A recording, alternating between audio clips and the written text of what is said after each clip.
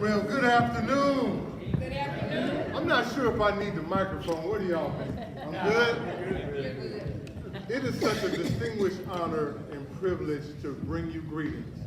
For those of you who I have not had the privilege to meet, my name is Joe Seabrooks, and I proudly serve as the president here at the Cedar Valley campus of the newly transformed Dallas College. Thank you all for being here. I will also tell you that I am absolutely obsessed with helping you address your workforce needs. By my own estimation, I do believe that it's not debatable, but the gaps that exist in our workforce across all industries is the greatest threat to our region. And I'm just gonna say you're absolutely in the best possible place to be here at Cedar Valley, where we serve about 10,000 amazing students and 80,000 students across the Metroplex. Today is an exciting, culminating experience that I hope you will feel the same for me, because in about, I say 2016, my first week on the job, I spent at the Inland Port Symposium. And at that point, it was at UNT Dallas.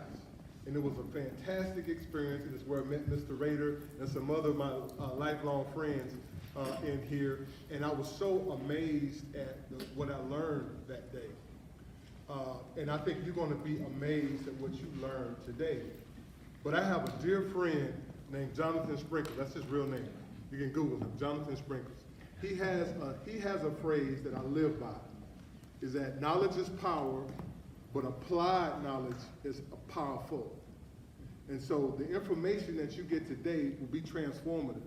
But until we make sure that we continue to work collaboratively to move what we call the Inland Port and all of the surrounding entities forward, it's all for naught. And so thank you for being here. I know hopefully we'll take fantastic care of you. And with that, I have the opportunity to give a couple of quick introductions. There are two individuals that will come up to the podium to bring you greetings and to offer some context. These two individuals, by all estimations, are absolutely, unequivocally visionaries. They're visionaries that absolutely had the courage to make some strategic gambles to make sure this thing we call the Inland Port happened. And I know they did it, and it wasn't always popular. And to this day, I don't think it's always popular. But they have stood by us. They have stood by this community. They have stood by you, our business community, to assure that we have a level playing field to make sure that all the folks in DFW prosper.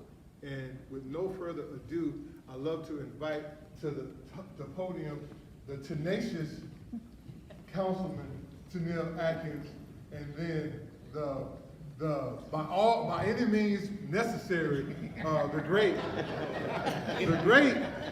Commissioner John Wiley Price. Thank you.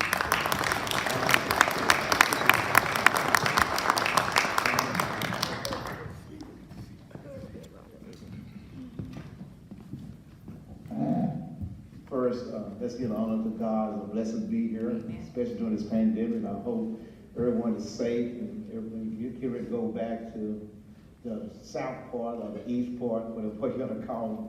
Remember, stay safe. It's been an honor. It's been a journey that Commissioner Price and myself, when I first started this, Commissioner Price way back in 2003, 2004, when the Inland Port was a dream. It just was a dream, it's something on the paper. We even said that Dallas invest about $28 million in infrastructure, but the one who came out swinging was the county, Commissioner Price. You know, he saw that vision. You know, he saw that it was not just about one city, it was about the county. It was about the region, how you pull this together. And I just want to give a good applause for Commissioner Price. And by doing that, we started TMA, and again, Commissioner Price's vision, you know, Gary Thomas with DART, you know, the vision, Star Transit, you know, great vision. But this is a game changer. We're setting an opportunity right now during the pandemic, and we're still growing. Everyone want to come to this region, and we are the region, but one thing we got to have transportation. You know, we got jobs, and very, very difficult for people to get to the jobs. And that's kind of hard. It's not just the city of Dallas, it's the city of Lincoln, the city of Hutchinson, and Wilbur, you know. So we got to do a better job to do that. I just want to be short and say that it's a pleasure for being here, but it also it's a pleasure for you being here today, you know, not, you know, virtual, you know, in person. I can see some faces and I know who is who and who is not talking, who is listening, you know. I'm gonna look at your eyes and make sure you keep your eye on the ball. But and a note that I just want to say one thing. If you think about Dallas, and you think about the region, you think about the East Coast, you think about the West Coast. When we talk about East Coast, West Coast, talk about the seaport. And the seaport is the engine to generate everything. But you think about this region, we are in the center, we are in the heart of America. We can go down 35, 45, 20, rail, seaport, everything. But the key is we are nothing unless we work together as a unit. We got to work together as a unit. And the bigger thing we talk about is transportation infrastructure. And that's why I rely on the county and Michael Morris here for all the infrastructure dollars to help us out.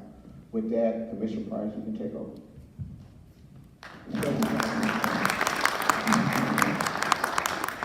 First of all, I want to say to Dr. Joe Seabrook, Dallas College is fortunate. You hit the ground running. I've been around here for a few years, and I've never seen anyone as engaged in this campus as you are. And so first of all, I want to thank you for all of your energy. Best Southwest, thank you. And as a result, you've been an integral and a critical partner as we began to go forward with this whole inland port concept. To Alberta Blair, who is the chair of the Inland Port Transportation Management Association, to all the officers with that, to our executive director, Ms. Laura Freeland, and to those of you who are members of the board. Just thank you for being here. I'm not going to spend a lot of time up here because this is the fastest growing industrial market in the country. And we are very fortunate. When people ask me to define the inland port, all I say is that the inland port in our sanctified imagination is going to do for Southern Dallas what a little company called TI did for North Dallas. And so I just want to thank you for all the embracing that we've seen with regards to that. I think that Laura, we're on base here, and so while I'm here, let me just say this. There have been a lot of players that's been involved, and Councilman Atkins talked about Gary, Thomas, and Doug. We all know that we really couldn't make it if Michael Morris cut the umbilical cord. And so we just, whatever happened, I mean, not after giving birth, just cut the umbilical cord. But this gentleman here has been in all aspects critical to our forward progress. Todd, let me ask you to come forward. We love you, Todd.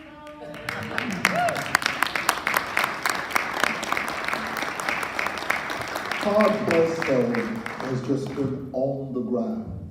He's been solid, and he's acting as though he's trying to get away. So with that, Todd, we want you to know that successful is the person who leaves the world better than they found it, who never fails to look for the best in others and lives the best of themselves. wanted to put that on my tombstone, but there ain't nobody gonna believe it. But Todd Plesko is a board member for the Inland Port Transportation Management Association, and we wish you all the best, Todd, as you go forward. Thank you, Commissioner. Come on, we can do that.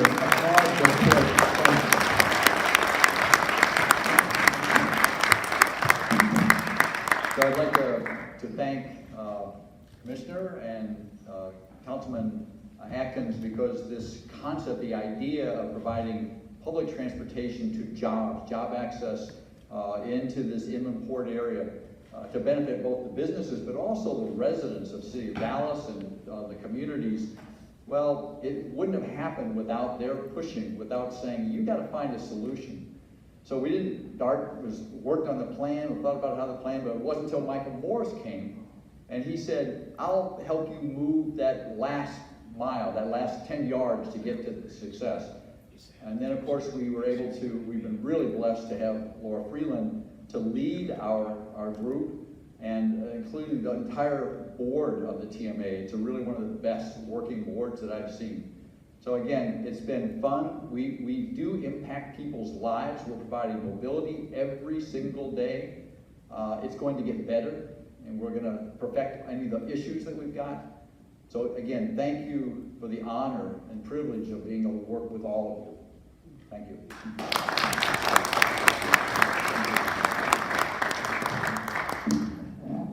And those of you who are here today, you're in for a real treat. I don't know how she did it. Maybe it's her contacts that she made while she was in Dubai. But nonetheless, we have her now, and let me just tell you, you're in for a real treat today.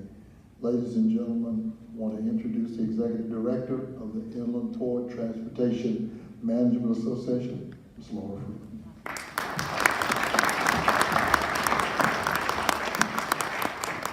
Hey, good afternoon, everyone. I'm so excited to see everybody in person, faces. I had to ask everybody, I hope you guys can hear me okay. I had to ask everybody, I know you. I can't remember how I know you, but I know you. And then they would tell me, we were on the call for such and such. It's like, that's what it is. So it's nice to finally, once I now see you in person, I'll remember you, which is great. So I'm so excited this is in person. Couldn't be happier for the turnout. I want to just walk you through quickly what we're going to do today. We've got a couple things here we want to go through.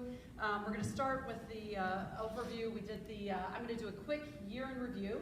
What has happened in 2021? I know what you all know what happened in 2021, but we did get some good stuff happen here at the IPTMA. I want to share that.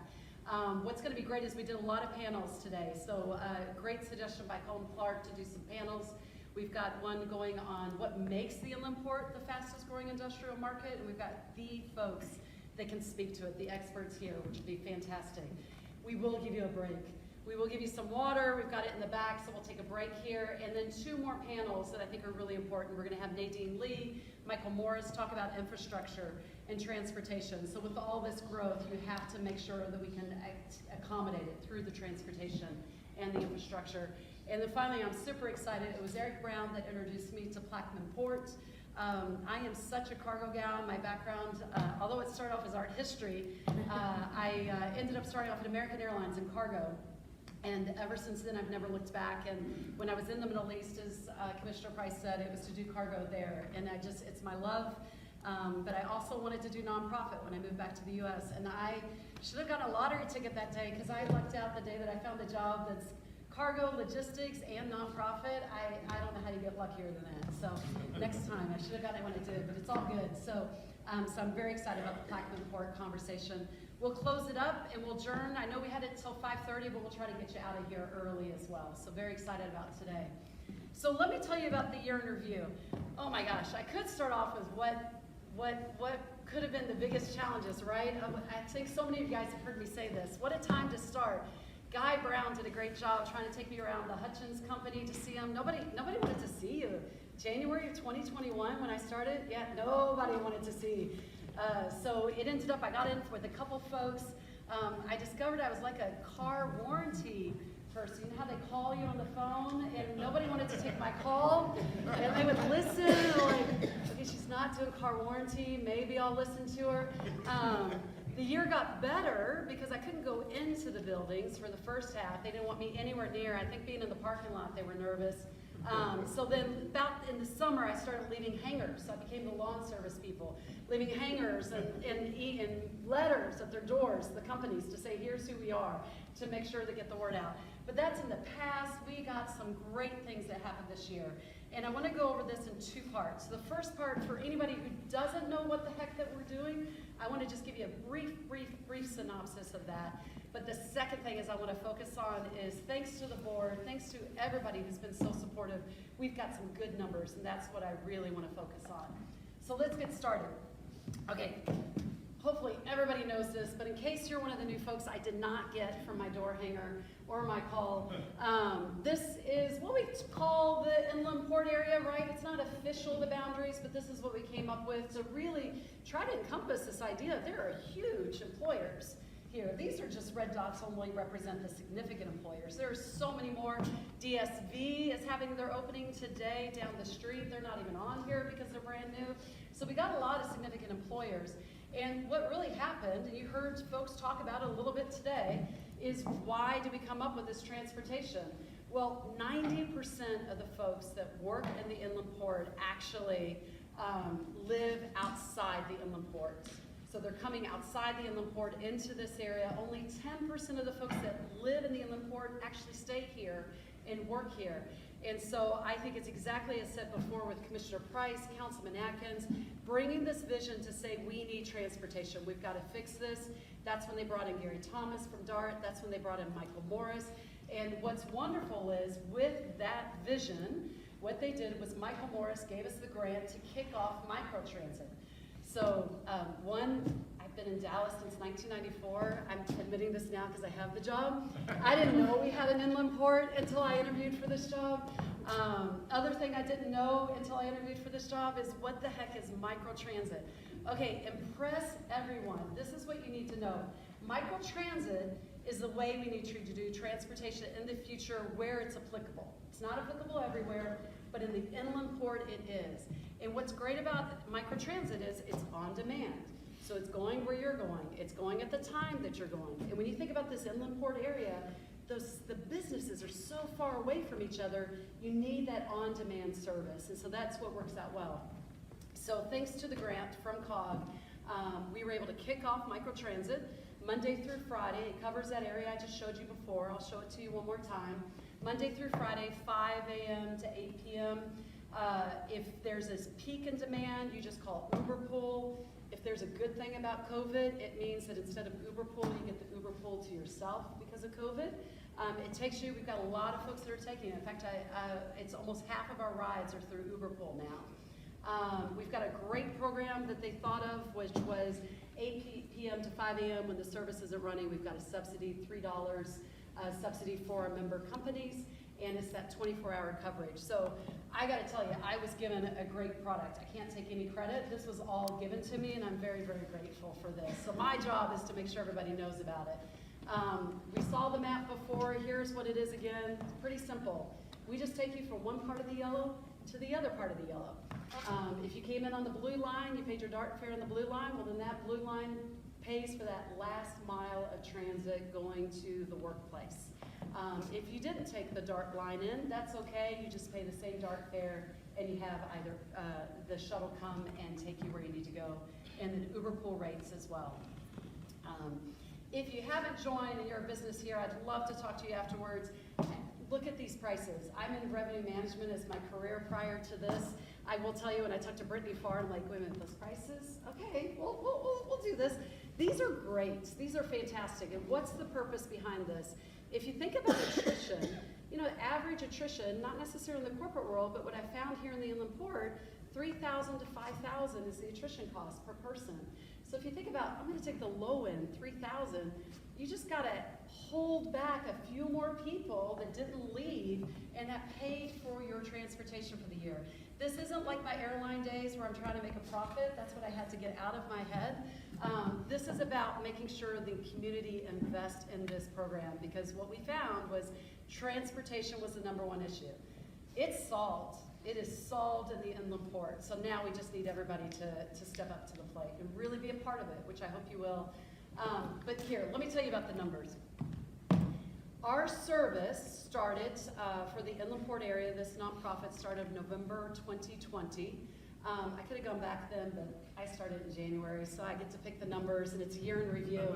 So year in review, look in January, we had 1,409 one-way trips that were taken in the month of January.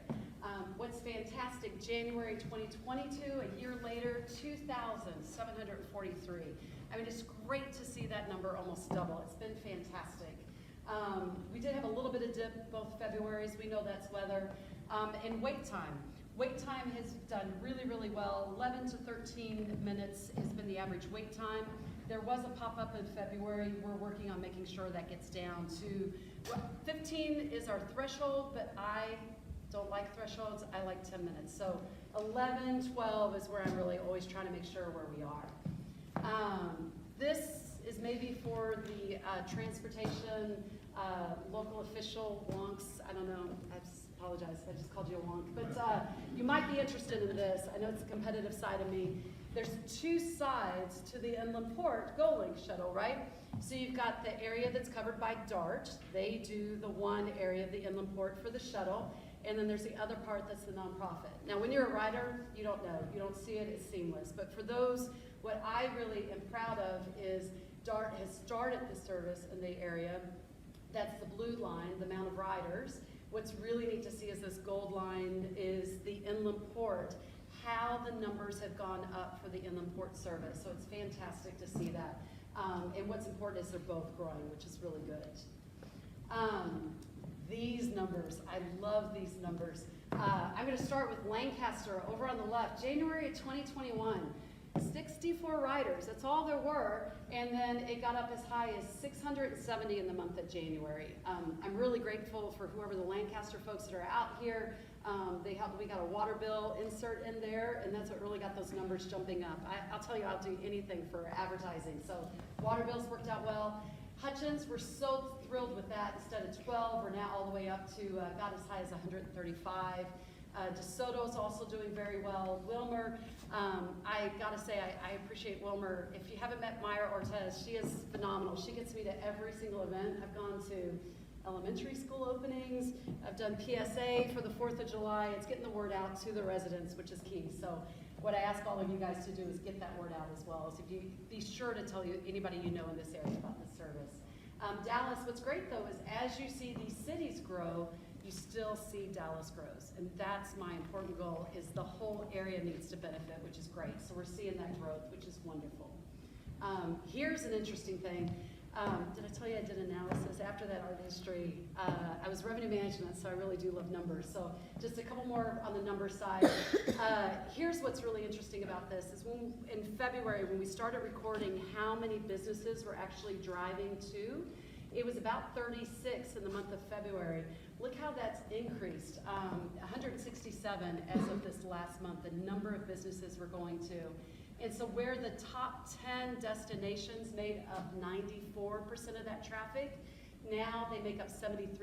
So we're seeing a lot more growth with other companies, and that was the point of this, is to get it to be broader. So really excited about that. There's some other highlights. Very excited about the new members we got in 2021. Dr. Seabrooks, I agree with everything that was said about Dr. Seabrooks. He has been such a great board member to have. I've been so pleased. Dallas College is on board. They've been a partner in so many different ways. City of Wilmer, we were so excited. Gary did say, Laura, there's that one city, you gotta just go clean it up. So get that last city to come in. It's really great. Rona has been a wonderful board member. We're happy to have them. And FedEx Ground, very, very pleased to have FedEx join us. I think what's great about them is they are fantastic. They know the importance of transportation, using them as a model to share this with other companies as well, because I love how they're doing this. There's some other things, there's a lot more I could talk about, but here are some key things I wanted to talk about. We did get funding. COG's been such an important player, not only giving us the grant to start, but also giving us a grant. We're gonna start weekend service this year, which is wonderful. A lot of these businesses, they've got those shifts on the weekends, so they need that weekend service as well. We've got a RAISE grant. There were only 3 groups that got a RAISE grant here in North Texas. so pleased that we are one of them. There's going to be kickoff this summer. A lot of it we may not see until the end of 23, beginning of 2024, but it's some exciting things. And the team is great to help us with this, to make sure we get those improvements. But this, it's only one sentence, and I could go on and on about this last sentence. Probably this year, what was so important was establishing relationships. It was establishing relationships with the businesses, with the nonprofits. The nonprofits helped me to know there's so many nonprofits trying to get people good jobs, and so connecting them with the businesses. There's so many public entities. I thought I had a good network. If you look at me on LinkedIn, it looks good, and then I knew no one when I started this job, because I have met so many people on the public entity side, the community side, been able to meet some wonderful, wonderful. Gail Terrell's done a great job getting me involved with the community. 5 Mile Association, just so many in the area here, which has been wonderful. And you know, what started off with challenge after challenge, I have to say, what I've told so many folks, I've done corporate America since '94, and this job is, I gotta say, I really did hit the lottery, because I have never been in a job to feel so much support. And I can't think of a single person who hasn't said, I'm here to help you, what can I do? And I'm not egotistical. I know it's not me, Laura Freeland. I know it's the executive director of the Inland Port TMA. It's that title. And that title is about a project and an organization that's doing something so important in this area. And if I could say anything at all, I want to say thank you to all of you. For those I haven't met, I look forward to be able to say thank you to you for what you can do to help in this area. We've got a great product that I inherited, and all it is making these connections, and I appreciate for today to do that, so thank you. We're gonna go ahead and get going for the rest of it, because we got some great panels. I think then the next one we've got is, I am going to go ahead and get us started with the next panel. It is the fastest growing industrial market. So what I'm gonna do is I'm gonna bring to the stage Gordon Shaddles. Gordon is our moderator for today. Gordon, if you haven't met him, this guy is fantastic. I was just telling him what I was trying to do, and he asked me so many questions about this particular panel. I knew he had to be the moderator. He is the Director of External Relations at DART. If you want anything beautifully crafted, press release, quotes, anything like that, he's your guy, and I'm so grateful to have Gordon. So Gordon, thank you for taking this on today. So I would, of course, let's see if I'm on here. I'd like to invite our panel up to speak today. This is going to be like I said, I'm very honored to be able to moderate this panel, because I've got very smart people who are going to do all the talking. Cohen Clark, Director of the Bush Institute SMU Economic Growth Initiative. There he is. A little about him. I promised I wouldn't read the entire bio. Help where I can. Leads the Bush Institute's work on domestic economic policy and economic growth. Big focus on, of course, the challenge of creating prosperous, high-opportunity regions, cities, towns, and neighborhoods. A great example of his expertise here with the Inland Port. I'd like to invite, of course, Michael Rader. I think everyone knows Michael at this point. President, of course, Prime Retail Insurance, Prime 45. I think there are 3 fathers of the Inland Port. Michael is the 3rd. So, of course, involved since 1984, I think, involved in Southern Dallas, bringing development to the area along 45. In 2004, Union Pacific Railroad agreed to locate a $100 million intermodal facility on Interstate 45 in the city of Hutchins and Wilmer. And that's 7 years worth of work in his life, so I'm glad he's still here as well. And I think everyone knows Dr. Seabrooks. Very happy to have him here. Dr. Seabrooks, of course, President of the Dallas County College. I'll never forget DCCD. It stuck in my head. That's how I got mine on. Dallas College Cedar Valley campus here. Very happy to have him here. Of course, thank you so much for giving us the opportunity to be here. So, let's see here. What makes the Inland Port the fastest growing industrial market in the U.S.? So first question, of course, we're talking about is growth to date in the Inland Port. I think we've all known here that the growth in southern Dallas and especially in the imports, both for employers and economic growth, has been phenomenal. So wanted to give, of course, our panelists an opportunity to discuss what they're seeing in the general growth ideas about the inland port. Please, gentlemen. First? Okay, sure. Well, first of all, so delighted to be with you all. Really honored to be at this session with good friends, Councilman Atkins, Commissioner Price. Thanks for all the great work you all do in our city. A number of other good friends. Lynn, who used to be called the workforce czar, but we don't say that anymore. So the workforce chief leader, and Laura, just amazing work that you've done. She was a Zoom friend of mine until today, and has a very cool backdrop. But anyway, what is driving growth of the inland port? I would suggest there's two really big forces. One national or global in scale, and one sort of more local and regional. The national and global one is that we live in a time of inexorable globalization, in which cargo goods move in ever more complex ways across international borders. Sometimes the same product in the course of manufacturing a car, the same component moves back and forth across maybe the U.S.-Mexican border even several times.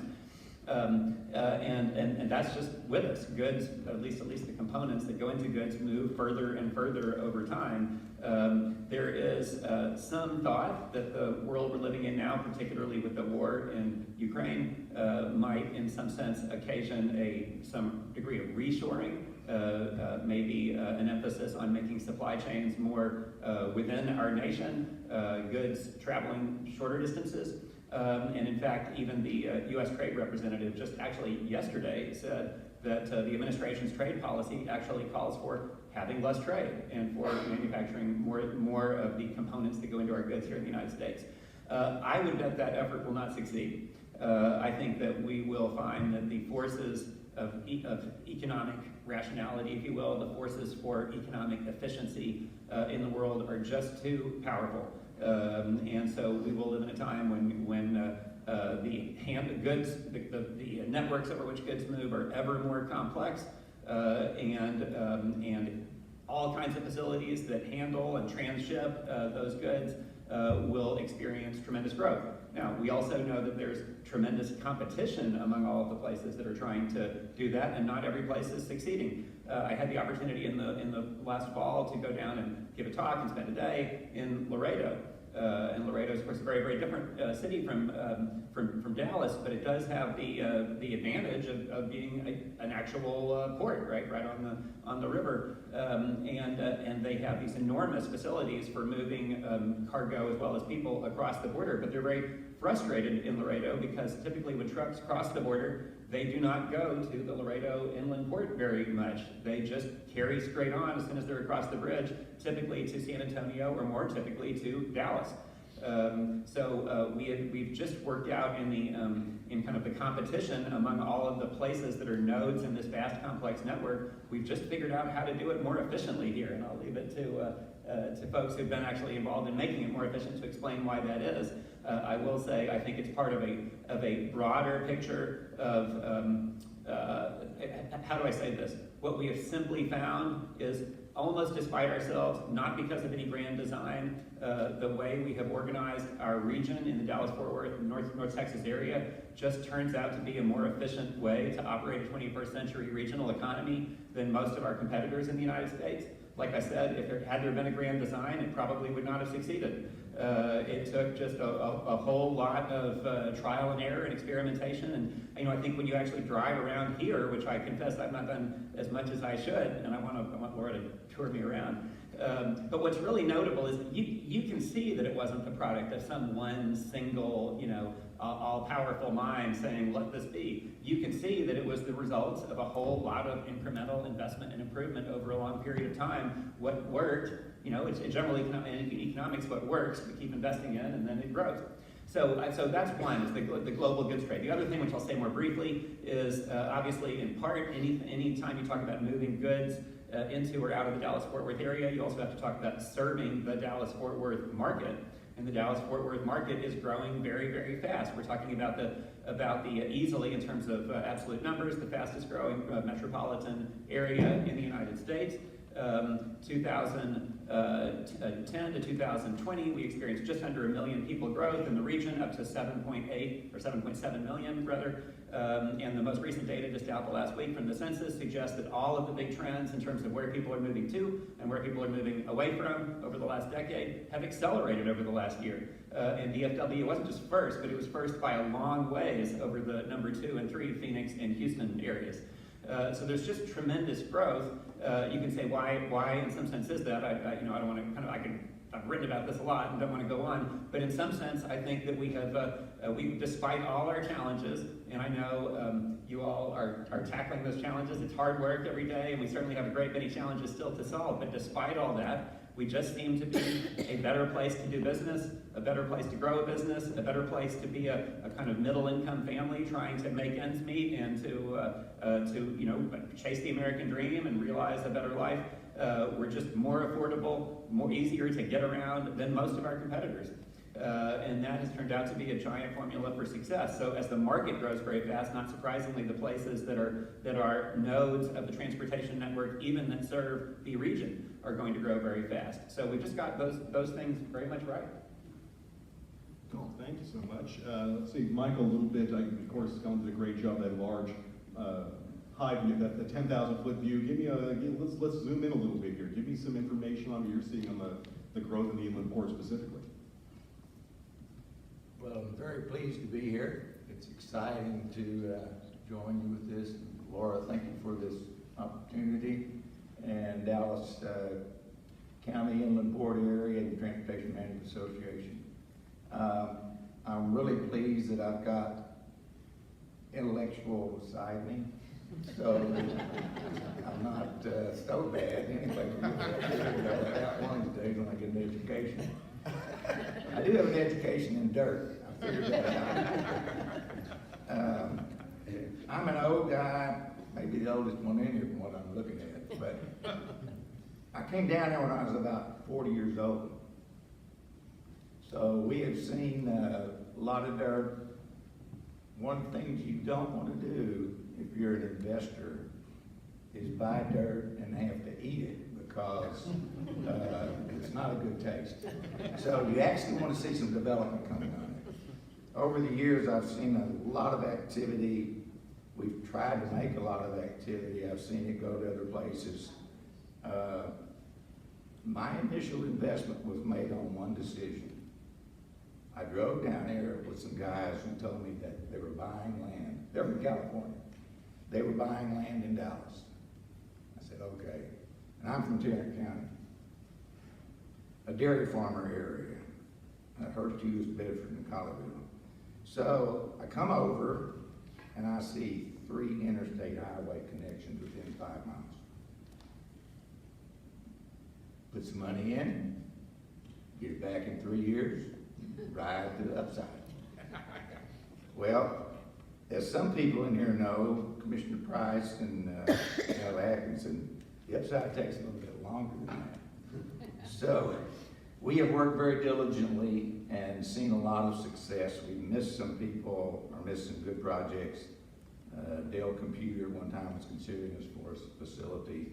NASCAR Speedway was considering us for a facility at one time in the area, but missed those.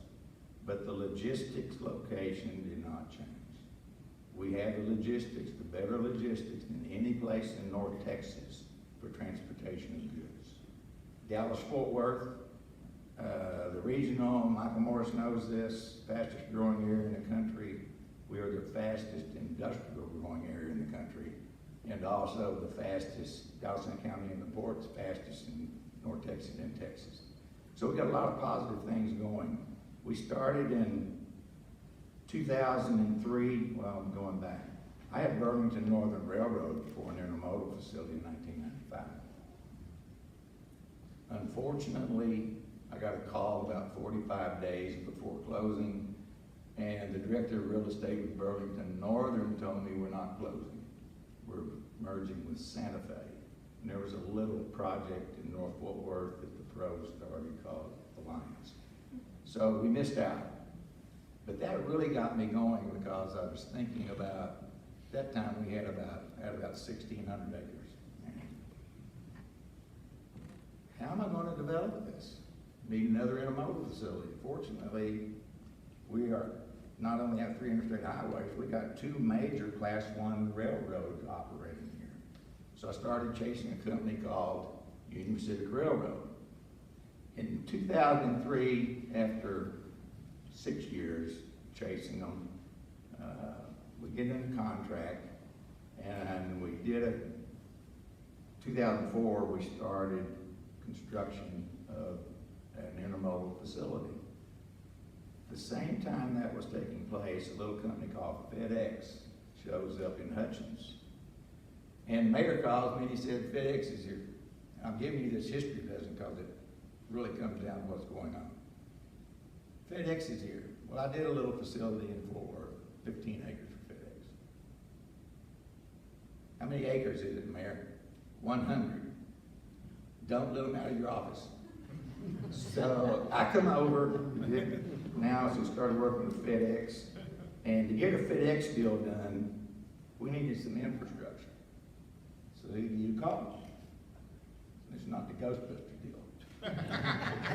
This one you call Commissioner Price on. So we call Commissioner Price, and gets involved, and gets the support, and we get the infrastructure, road infrastructure put together for FedEx. FedEx now, I believe this site, I've heard it multiple times, is the 2nd largest facility in their network.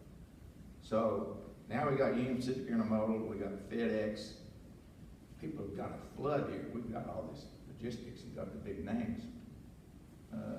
We ran into some economic cycles like 2008, and everything slowed down a bit.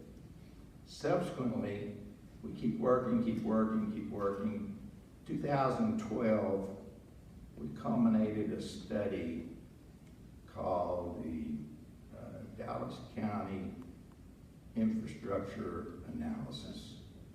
And fortunately, there was a guy by the name of Michael Morris with COG.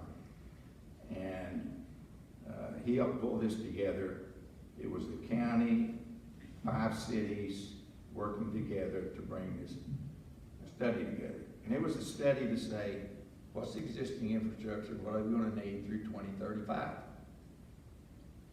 Following that, Commissioner, Michael, cities get to work together and get some infrastructure brought in. Now I know it's really going to move fast. We had incremental things happening, 2012, and now it is 2021. 2012, we had 20 million square feet of buildings. 2021, we got 60 million square feet of buildings. And everything is moving so fast right now. I'm busier than I have ever been in this quarter. And it's all because of international activity, national activity, and good supply chains needs being resolved. And if anything happened to create all of that, I think COVID caused a bunch of this supply chain activity. And I'll let the intellectual guys tell me that or not, but all I want to do is move dirt.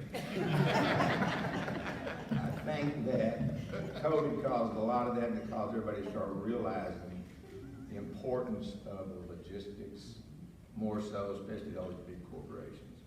So we've got 60 million in 21. There are like 14 million square feet of construction going on right now in the inland port. Now there's a lot smarter people on dirt and so forth than me here. We got brokers, a number of brokers, a bunch of developers here besides me. So we are seeing this growth just explode right now in Dallas County and the port. To the level that says, where do we go from here? So a little on, I know Colin, you reached a little bit on the growth in the inland port and the growth in general, but talking about the economic outlook now. I think you touched on this one quite a bit already. But what are we looking both locally and nationally on an economic impact? The impact of?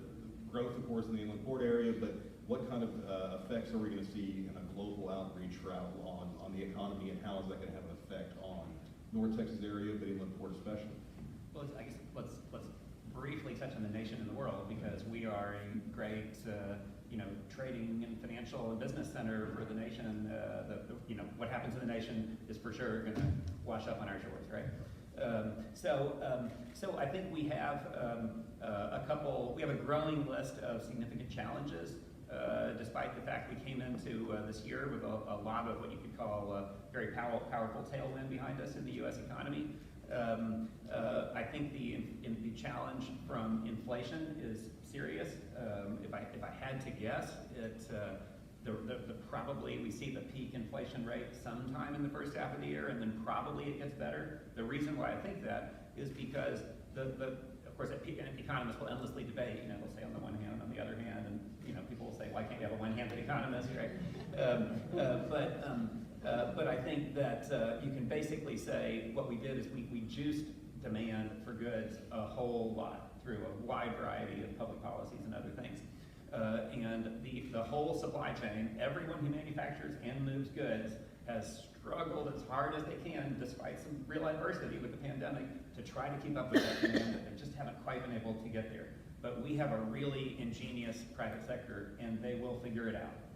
So ultimately, the ability to manufacture and supply goods will catch up with even relatively large demand, and I think that will produce some tempering of the situations. That's a challenge. Then of course we have and that, by the way, I think will also lead the Federal Reserve to make quite a number of interest rate increases this year and probably into next year. And significant enough interest rate increases have they will put a dent in the economy. There's no question. Then of course we have the war, which is above all a horrific human tragedy. But if we just think about it in kind of cold-blooded economic terms, I think that the direct impact of the disruption in Central Europe will be of relatively modest significance for the U.S. economy. We should recognize profound significance for some countries, for example, that are lower income and depend really in a big way on the importation of foodstuffs from Central Europe. So there will be a lot of pain around the world. I feel pretty there is now, and it's probably going to get worse before it gets better, would be my guess. Who knows what will happen on the war front. But in terms of how that washes up on our own shores, the war is another force for inflation. It's another force that will likely strain supply chains every place in a whole lot of, I think a lot of us have probably for the first time read about the particular raw materials that get produced in significant amount in Ukraine, or did. So my guess is we came in very strong. The household sector has an enormous amount of cash on its balance sheet, something like $2 trillion more than probably where we would be absent all of the COVID era policies. That provides a lot of buffer, and it probably means maybe the Fed interest rates slow the economy a little bit, but probably don't totally sort of crush it. What does it mean locally? I think that obviously it has some effect, but I think what you heard me just say, the whole business sector is racing to try to move goods, in larger amounts, better, more efficiently, faster. That's great news for the inland port, right? It's going to keep life really, really busy here, I suspect. And I think beyond that, the Dallas-Fort Worth area obviously has this enormous growth. I think there are some interesting things to watch that are afoot on the local economy. One thing is the housing sector. And I hope to come back to this because it's very relevant to the people here, working in the inland port, trying to get to work in ways Lori described. But one thing that's really kind of notable is in some of the suburban areas of the DFW area, we have just about the fastest new housing supply growth in the United States. And that applies in a huge way in the northern suburbs in Collin and Denton County, but it is happening pretty darn fast in the suburbs just to the south of the city of Dallas as well. I have some data here if we want to come back to it. But I think kind of one of the great nuts we haven't fully cracked is how to actually get housing supply really moving in the city of Dallas. The city of Dallas has, we all know, I'm sure Councilman Atkins, I hope you would agree, we're struggling with that. We've got a lot of work to do. So that's kind of a break on our economy in the city of Dallas. You know, it's one thing that holds us back when so many other things are going the right way. Fantastic. So yeah, another big challenge, I think you'll lean on this one, is the challenges that we have right now. Of course, we've got the growth we're doing great on, we've got the economy, we've got, of course, there's the hindrances we're all suffering through with COVID and everything else. But a little bit further on those challenges on growth, I know Laura did a great job explaining the 90% of our employees in the inland port or live outside the inland port. I know it's very dark, and thank you, Todd. Bring that all together, that micro-trans, and being able to get people funneled into the inland port, get them to those important jobs where they need to be. So Michael, like a little bit on the infrastructure, I know that was a big piece that you were talking about. Very close to the sort of projections we had for 2035. What else needs to be done to expand that infrastructure opportunities? Well, the important thing for me is development. We sound 40 million square foot of development in 10 years, and we've got 14 million square feet just happening right now.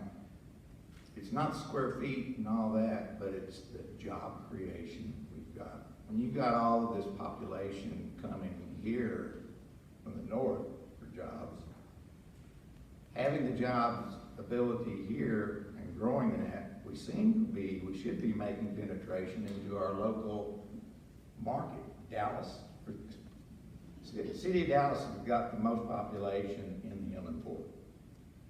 Then we've got Lancaster, which is second, I guess. And then we come down to Wilmer and Hutchins and Paris and a portion of DeSoto. We've got jobs coming in. Walmart's here now and spending $1 billion to come to the Dallas County Inland Port. So we've got a fulfillment center and a major cold storage facility. These aren't the forklift operator everything. These are high technology. These are robotics. We need to be working with Joe to get some of these people trained along those lines. And we got people living within 5-10 miles who can come here instead of drive down 50 miles to get here. So the concentration to me is we're building these new businesses coming to town in droves now. And great jobs are being created. We need to fill them with people living here. Fantastic. Dr. Seabrooks, I think you got some information about that one. I'd love to hear about it. Yeah, but before I do, I want to backtrack to respond to the first question about, you know, what is the special sauce that makes the inland port poised to experience a level of success? You've heard about the history and the investments, the infrastructure, the vision, the calculated risk that some very key people in this room embarked upon. But there's a couple other entities that exist that we haven't talked about today. One of them is the Best Office Partnership. It's a unique organization that has members, 11 member cities, who are all, in many respects, rowing in the same direction.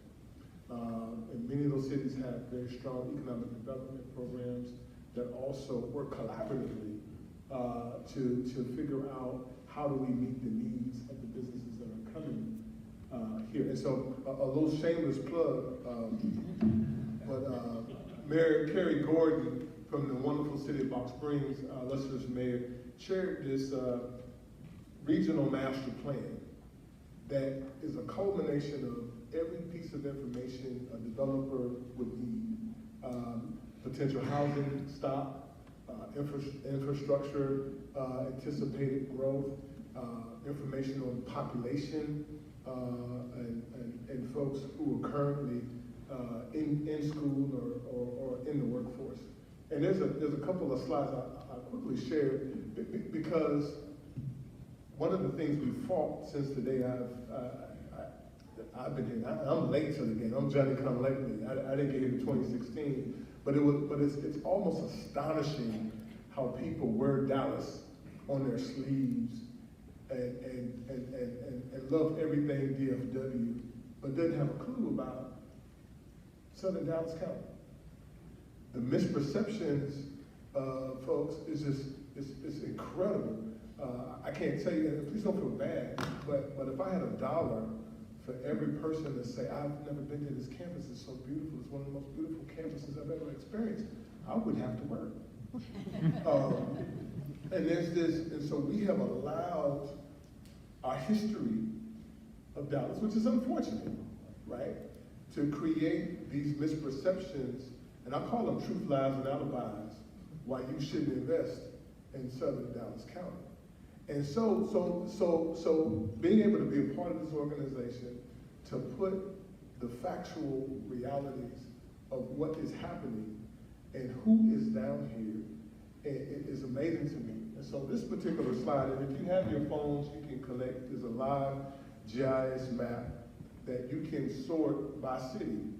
And what the images to my right, in the reddest oranges color, shows the number of people who live in the 11 cities that we call the Best Southwest Partnership Region, where they get up and go to work every day. And so there's 110,000 people. You'll see go as far as Denton, McKinney, places. I don't know how you would do that. Every day to move this economy. And only 55,000 people come into our 11 cities. But you see there's a concentration on the blue. A lot of the folks who work here also live here, too. So what this tells us is that it doesn't matter the industry, whether it's technology, whether it's healthcare, whether it's manufacturing, whether it's logistics, the people who live here make this economy go. So if anyone's thinking about the impact of the pandemic, how it's made all of us rethink, do I really want to drive 45 minutes for this 15-minute in-person meeting? Do I really want to try to miss 3 or 4 calls that I'm going to miss because I'm in my car? It's forced us to think about it. If you want to capture this workforce, and you're going to have to consider making sure the jobs are in closer proximity where people live. And let me tell you a little bit about this workforce. Next slide, please. I better go to my notes because I can't see that. But let me. I don't want to get up and knock something over. But there are 18,000 community college students that are enrolled at Dallas College alone who live in one of the cities of the Best Southwest Partnership. I mean, there are folks in every field that you can imagine. There's engineering, there's technology, there's healthcare, and so folks in transportation, teachers early childhood. So as you can imagine, there's 18,000 folks who are amenable at a point in their lives where they can learn, want to learn, who are right here. And then what you won't see on this slide is there's this movement that we call early college high school. It's a phenomenon that I don't know if you know about this, but it's basically young people are able to start their college career while they're still in high school. And just to give you an example, just here at Cedar Valley campus, I have 3,000 students. 3,000 students who are on pace to get their high school diploma and associate's degree. We work with 6 high schools, and they're just some of the most amazing people. I would challenge you to go out to our YouTube page. Because I'm just so amazed at how little people know how amazing these young people are. Then you multiply that by 42 high schools across Dallas County. You know, we got 15,000 students who are going to probably get their associate's degree before their 18th birthday. Now think about you and your journey.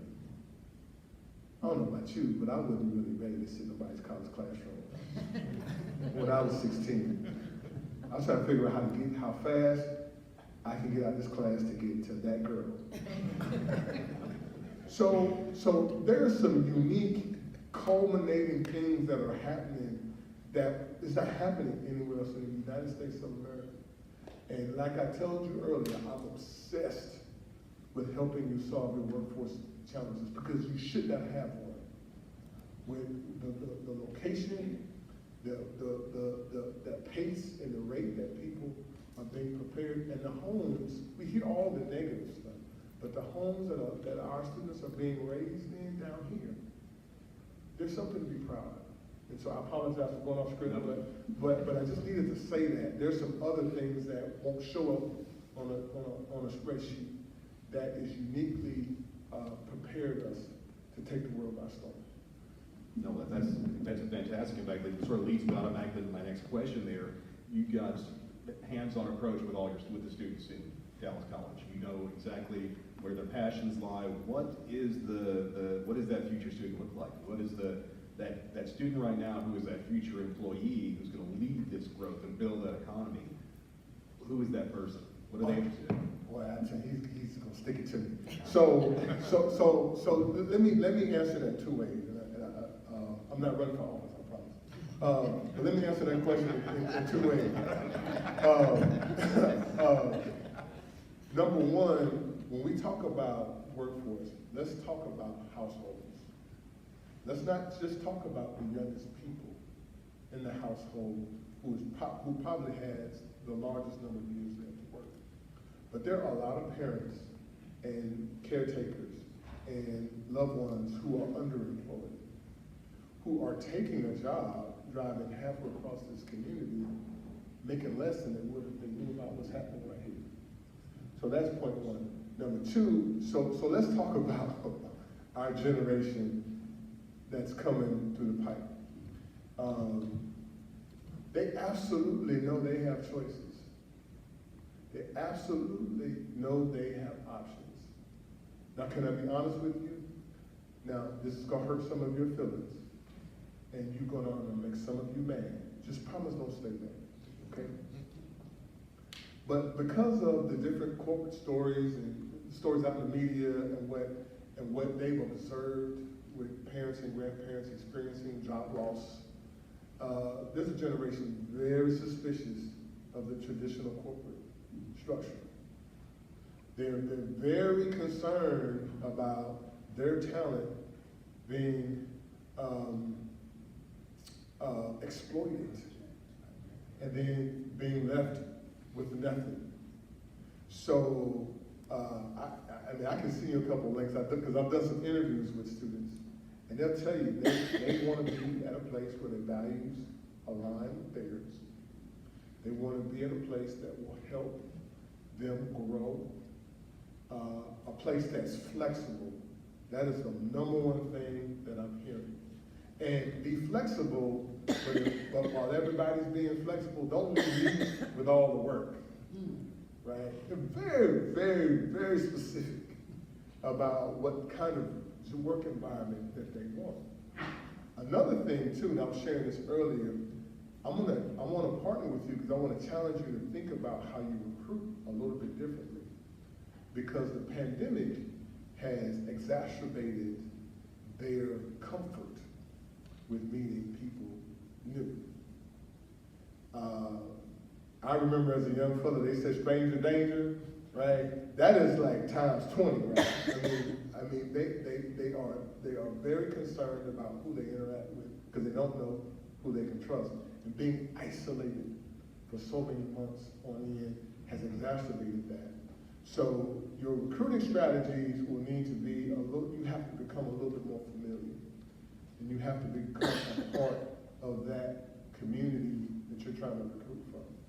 And we're happy to help you do that at Dallas College. I know my colleagues, Dr. Munn at UNT Dallas is happy to do the same.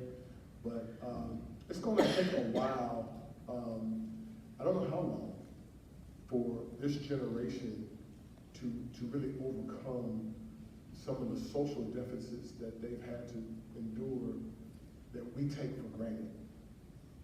And so I'll stop there. No, I would keep going. No, that was it. We're on a roll. Now, Colm, I noticed you were agreeing with Joe on just about everything he said. I mean, Which is the first, but thank you, Colm. that's true. Never disagreed with Dr. Seaver. That's the market.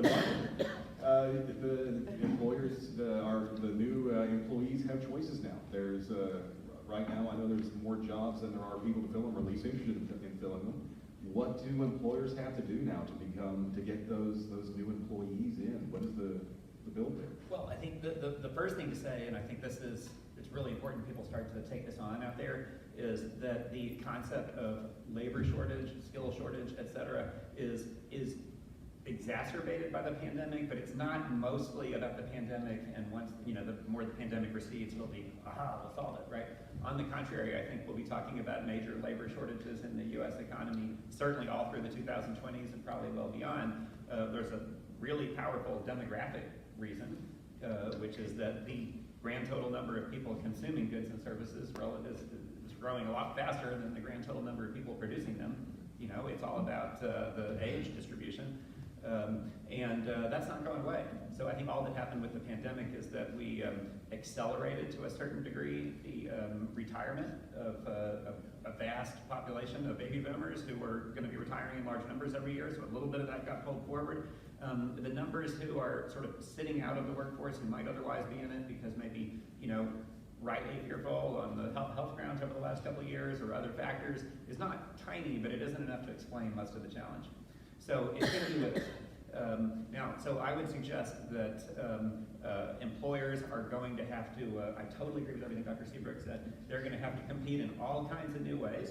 There's a brand new study out from Bain Consulting. I would recommend it to any employer. I literally was just reading it yesterday, haven't quite read it all yet. But they did a great big survey, talked to several thousand people, employers, young people in the workforce and so forth. And they basically found what Dr. Seabrook said, that compensation for sure matters, and a bunch of other stuff matters too. So they're going to care intensely about the values of their employer. They, as Dr. Seabrook said, they're going to care intensely about all kinds of flexibility, when and where they work and on what terms. And I think that's just here to stay. And we were already in an increasingly knowledge-centric economy in which, in a sense, there was a shifting balance of power away from employers and towards talent of all kinds, okay, towards employees.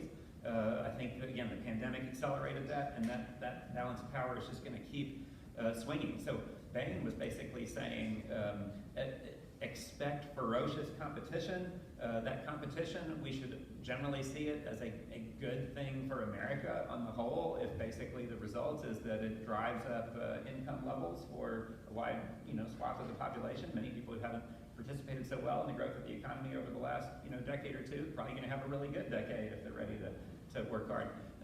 But it's going to be really tough on any employer who is not fully competitive in terms of compensation and all the other stuff.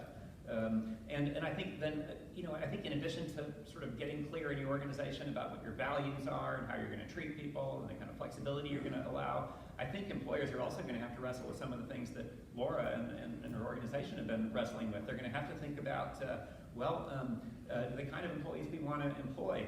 Can they get to work? Physically, can they get to work? Can they live within some plausible distance and not have impossibly long commutes? Can they solve childcare problems? Can they solve other kinds of things that stand in the way of access to workplaces?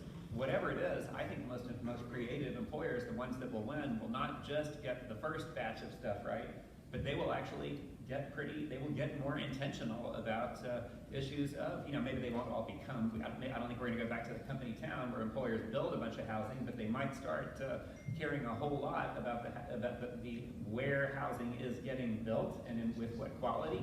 They may care a whole lot about what kind of transportation modes are. I would imagine that the future they will care about in transportation will be very, very multimodal, lots and lots of modes, and employers will be looking closely at that. Can people plausibly walk to work, in some cases bike to work, do GoLink service? If they want to drive, is it relatively easy? Is there other buses, et cetera, et cetera? So my guess is it will be a ferocious competition for talent. Those who win will succeed. Plenty will not succeed. I think we'll read many, many stories of companies that didn't get their workforce policies right and essentially went into decline as a result. But can I share some good news? Yes, please. Some fantastic news. If you can forward to the next slide, right? So many of you may already be familiar with Handshake. It's the #1 career services platform across all colleges and universities in our nation. And recently, Handshake decided to let community colleges in on the game. And if you go to the QR code, you can get all the information you need and you can start signing up today. Here's your competitive advantage. You heard about the Inland Port GoLink Transportation Service. Dallas College, Cedar Valley campus is indeed a member. If you would be a little bit more open and flexible about the rules of work, if you can look at under 18, maybe 17, we could build in earn and learn opportunities for students to be able to get back and forth from class to the workplace, learn your business while they're still growing and developing as young men and women. You have an opportunity to create a sense of loyalty because you've given them their first real opportunity. And all of the elements that we're talking about, transportation, the availability of people, getting to know you and your values, is right here contained in the Inland Port. No one else has what you have right now. And I promise you, if you want to come back, I personally introduce you to some of the students that will leave you here in tears, wishing that you would have been a better student if you had the chance. Because I feel that way daily. Boy, I wish I had a do-over, knowing what I know. I actually wish I had more fun in college. Really? Well, the fun part made my life a little. No, I'm with you on this one. I had too much fun. Yeah. So again, I'm so sincere what I mean. Let us be a part of your equation of success. The workforce is going to make or break us. And you have all the other elements. And yes, the competition is ferocious, but I learned a little secret a long time ago. He or she who's first wins. So whoever gives that individual their first opportunity, you have a unique opportunity to have them for the majority of the career. Fantastic. Gentlemen, no, one more, Mike. I was going to say, I'll give you a go. Misconceptions have been in this Dallas County and the port area since I came down here forever. People have not seen understood what's here. Most recently, I'll call it 4 or 5 years ago, we looked at, I'd get calls and they'd say, we've got somebody thinking about coming down there, but where's your workforce? You have labor force.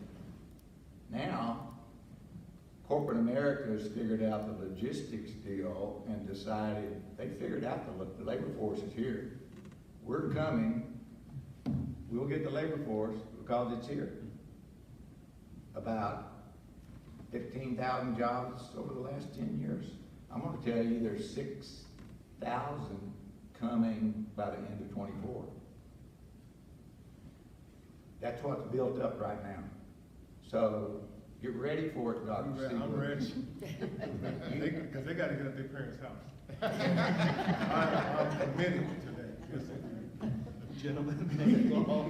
I told them this is going to be a 3-hour conference. We're going to be here forever. Yeah. But no, thank you all for being here. Like I said, I appreciate it. If anyone has a chance to talk to them later, trust me, they will talk for many, many hours. So thank you all.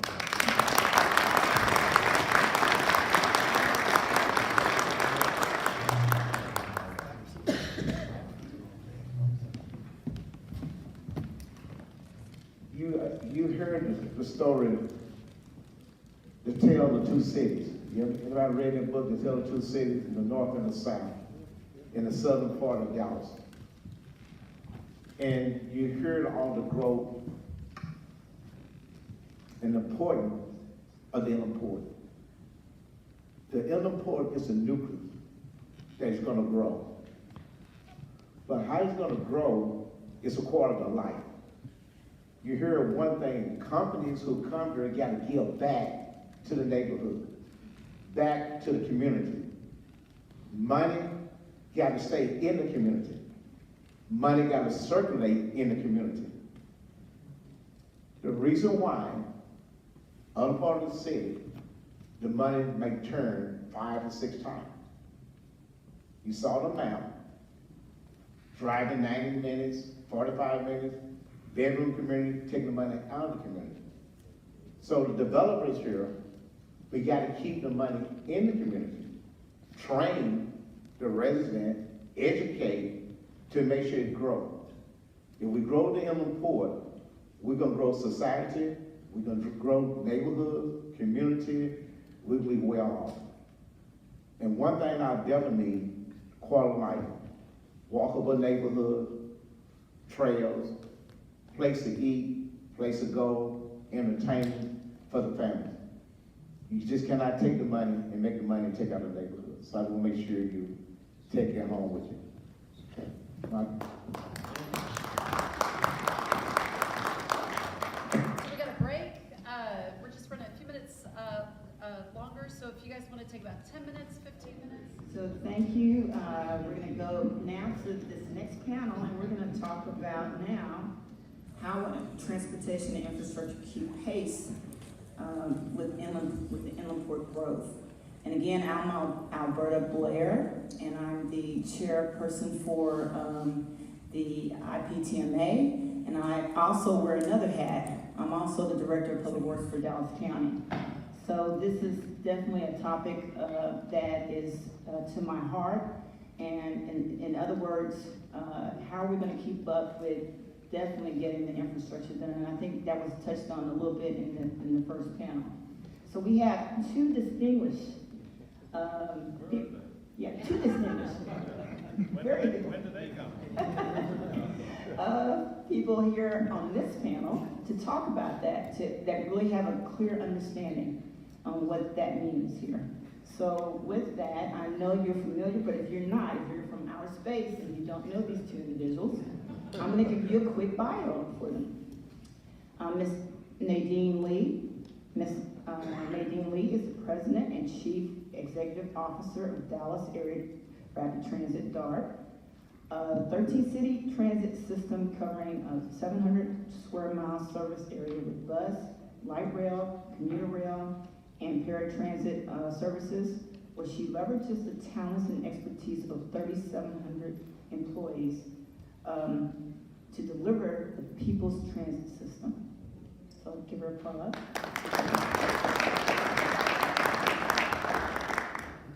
And also on this panel we have... That's very good, thank you.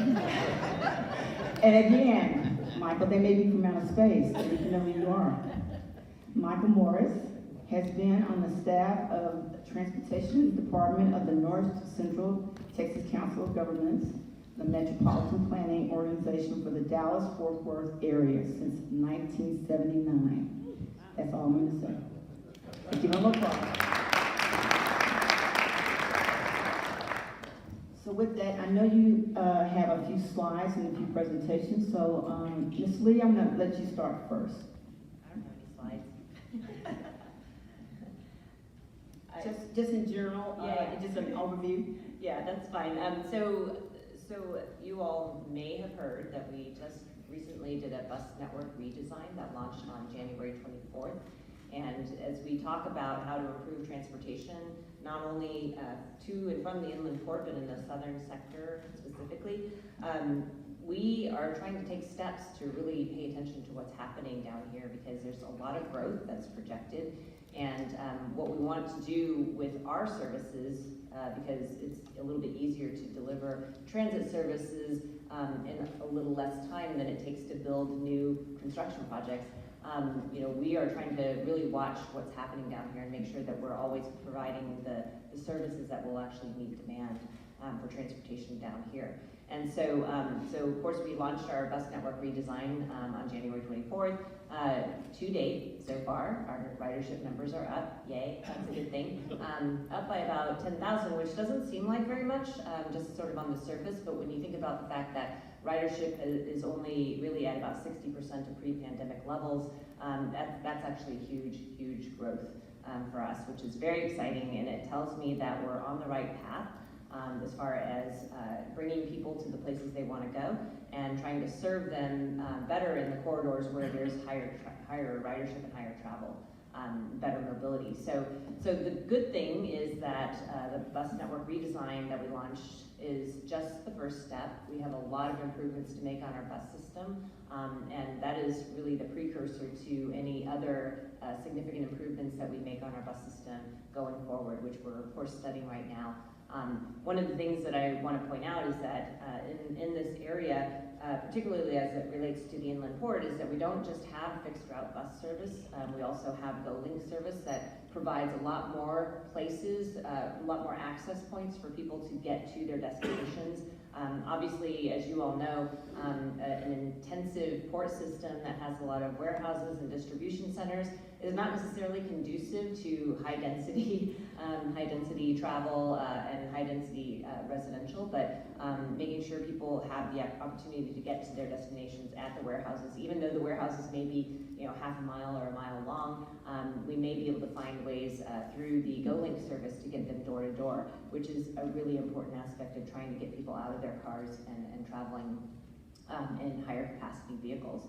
Now, the one thing I will also say is that, as we grow the inland port, this potential conflict between people movement and goods movement, because we're trying to get workers to their distribution centers, as well as goods out of the distribution centers, is going to create a lot of challenges for us in the future. And if we're mindful, we can actually make investments in the future to try to prioritize transit for the people movement part of things and make things safer for them, while we're continuing to allow for the roadway capacity to move goods. So that's just something for you to think about, and that's where I'm going to stop for now, and we can continue this conversation. Okay, Mr. Morris? I have one slide, but because of what was said earlier today, I wanted to give a little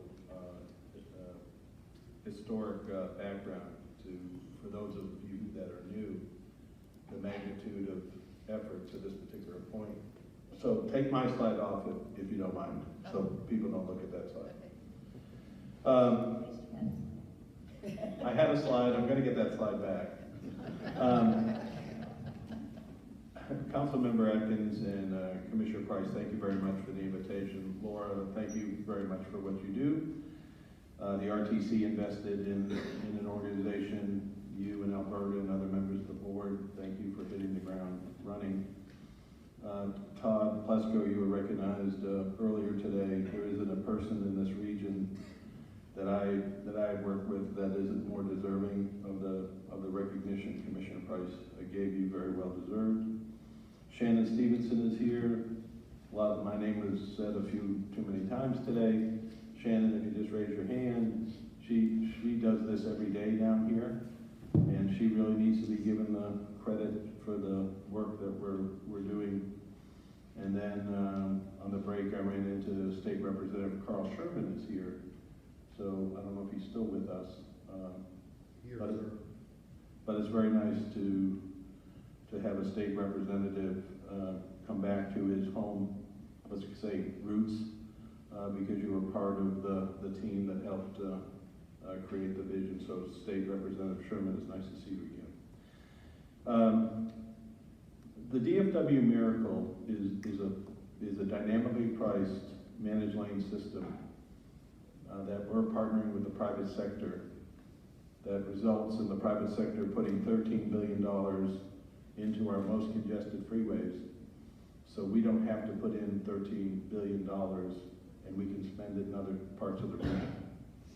So just because you don't have a dynamically priced managed lane, you are the winner of others in the region paying the price of a dynamically priced managed lane, because that money can be spent in other places where dynamically priced managed lanes are most likely not warranted. So 15 years ago, it started with a conversation. I'd known Commissioner Price earlier, but it started with, hey, we're building an intermodal hub. Is anyone from Union Pacific here today? That's good.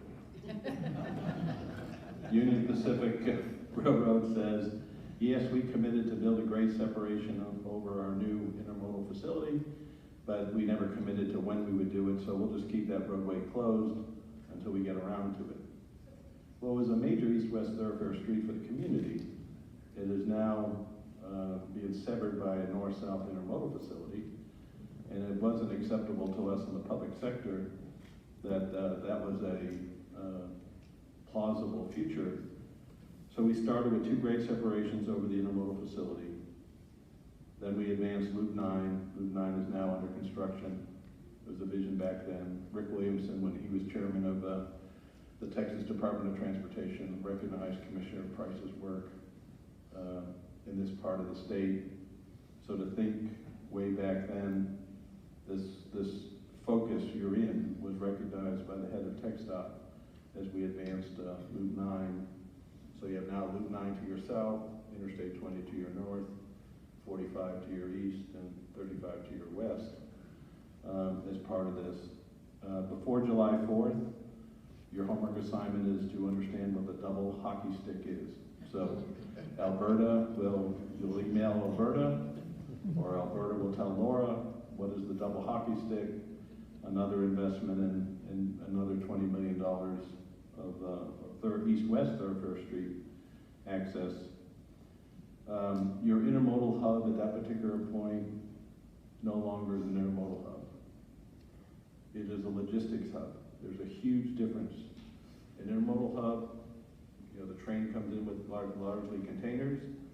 Containers are put onto trucks. Trucks bring containers.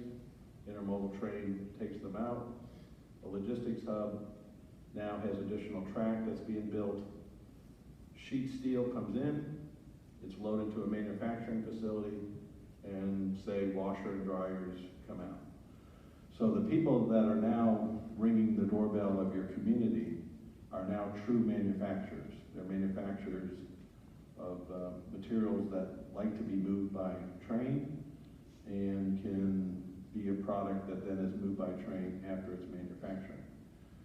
The future good paying jobs are in the manufacturing process and the advanced software systems to drive those particular procedures. Alberta, who seems to be this little nice moderator, Alberta is the Public Works Director in Dallas County, is the person that builds most of these facilities. She is the doer that gets those items done as part of the effort. And we're talking about these big top-down intermodal facilities, but the mayor of Ball Springs is here. We have grassroots, bottom-up things occurring at the same time, and in council member districts in Dallas. So turn the slide on. I wanted to give you that background because that was about $100 million of infrastructure. And because so many of you are new, we typically don't bring those back. But I thought it important to bring back because some of you are new to it. But let's talk about the most recent things. So the TMA was funded by the Regional Transportation Council. That's the $1.25 million with a board of directors and Laura as your chair. It's critical that public and private partners are on there. You're on the clock. TMAs are a 3-year funded program, and then you're supposed to be self-sustainable. Now the promise I was given 2 or 3 symposiums ago is because the track record on TMAs is not great. The commitment from DARD and the community is, look, we're going to be different. We have all these private sector companies that are going to sign up, and this public-private partnership will sustain itself. So one of the performance measures I think we need to see every year is how many private sector members, how many public sector members, so we can gently encourage the membership so you can sustain this conversation. It is a lot easier for Nadine, I, and Alberta to get grassroots communication. Oh, we need transit for longer shifts. We need to start that transit earlier in the day. We have a horrible signal that's out. Our trucks can't make this turning radius. Our trucks are queuing at this particular location. Our trucks are destroying your pavement at this particular location. It's creating a stormwater problem. This organization is a grassroots organization to help communicate to us how to improve the product we deliver to the community. So please honor those commitments, and let's keep the TMA alive, and let's have the 12th annual TMA banquet. Shannon, to her credit, she submitted to this nation under a competitive grant process 3 times the RAISE grant. It lost, and then it won. Electric transit vehicle equipment, partnering with DART, partnering with the communities in the south, pedestrian infrastructure, new traffic signals. Third time's the charm. I probably shouldn't say this with my outside voice. A change of administrations in Washington with greater sensitivity to a different type of community probably didn't hurt. We then went with the freight signal optimization project. Trucks don't accelerate very fast. So we realized the green times for a lot of the signalized intersections in the southern sector are time for cars, when 1 or 2 trucks maybe can get through that green time. So we have a new signal optimization system coming to your intermodal port that'll use technology to see if those are trucks or cars and adjust the green time to get more capacity through our intersections, with the goods movement getting priority at some of these key intersections. And then, I don't like to get in front of my board, but today I will. We are going to submit an $82.5 million raise grant. We call it raise grant number 2 for Beltline and Sunrise, additional bike ped improvements, the whole comprehensive approach led by Commissioner Price in Alberta, us now taking advantage of the focus on intermodalism in this new administration as part of that particular process. So it's a great partnership that we have with DART. DART was the one that brought us to the table on the TMA, brought us to the table on microtransit. DART will bring us to the next 2 or 3 or 4 things that we need in this community. Please work with Shannon. Let's continue the process. A lot of the solution that we're going to get into isn't just on the transportation side. I commented on that in other symposiums. It was touched on earlier today. I want to talk about. But the public sector, all 3 of us are ready and have been for decades to respond to the needs of this particular community. As I've said publicly, I can't say it in too many places. I can't let the Dallas-Fort Worth region grow all the way to Oklahoma City. It's not sustainable. We're going to develop billions and billions of dollars worth of freeways, 60 miles from our urban centers. I gotta infill the central parts of our region, especially in those areas that have transit service. It is not sustainable from a revenue side, cost side, economic development side, air quality side, safety side. It is just so much more productive for us to turn over the rocks in this part of the community and maximize these public and private sector partnerships. It's great to be at a community college as sort of a fundamental trigger element, because I think it is a fundamental element to help on this creation of jobs needed to sustain this very successful initiative. Okay, thank you so much. I know Michael was going to definitely give us a full overview, so thank you so much. I only use 1 slide. I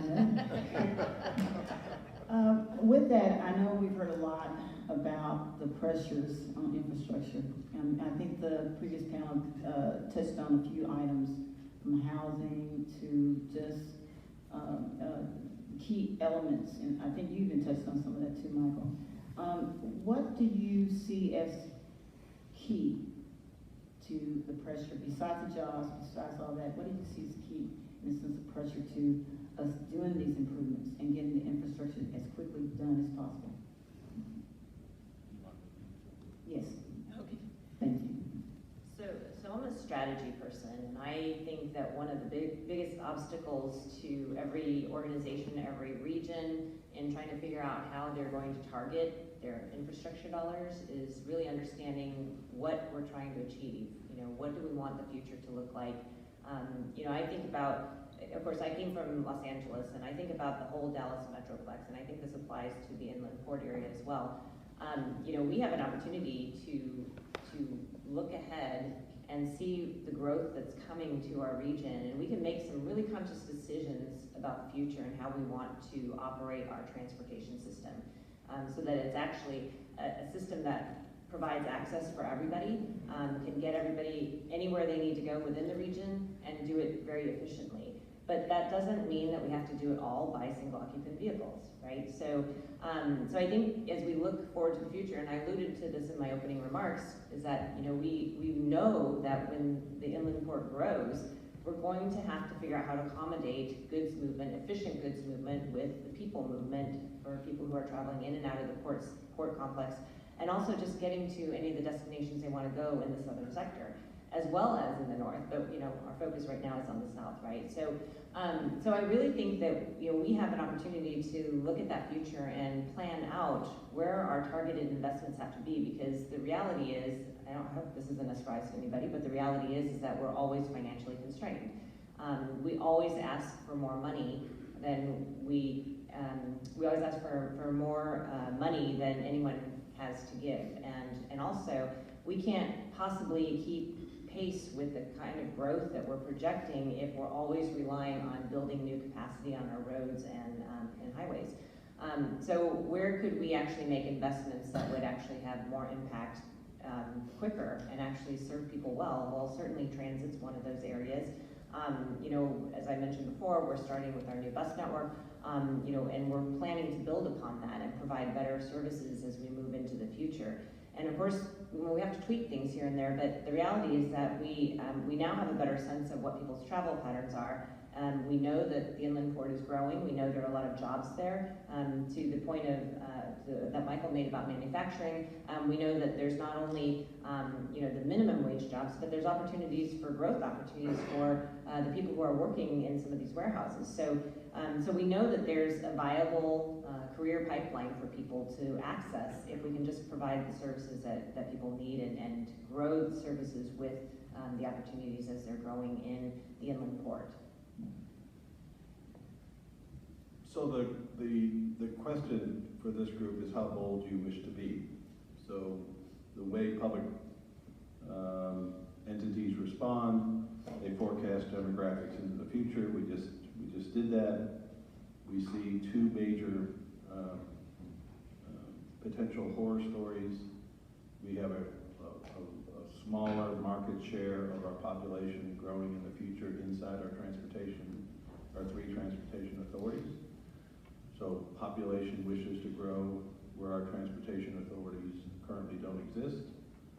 And Commissioner Price, a larger share of the future population wishes to locate in unincorporated areas.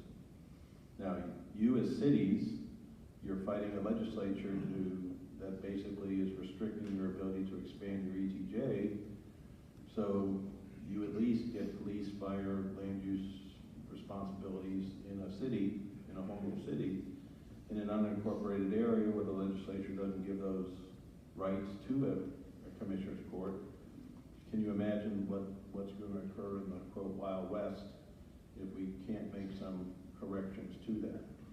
So we're going to have adult conversations with the legislature with regard to our ability to expand. You know, put this property tax issue aside. Let's focus on what is the best strategy to. We need development inside home rule cities as a way to control it, and we need more population employment inside our service areas. Now we can grow our service areas. So we had three major efforts to bring in local governments. Terrific effort Shannon ran with the local governments south of Dart. I happened to work on the one on the communities north of Dart, and Shannon's team worked on the one in Tarrant County. So we have a roadmap. And the roadmap that locals want to use is, we want to partner with the three transportation authorities. We don't want to do it on our own. We don't want to have a fractionated approach. So we now have a baseline to move forward. So if we can grow members into transportation authorities, which I need to hold our cities accountable for, like I'm going to hold businesses accountable to be in your TMA, that's one way to have public policy.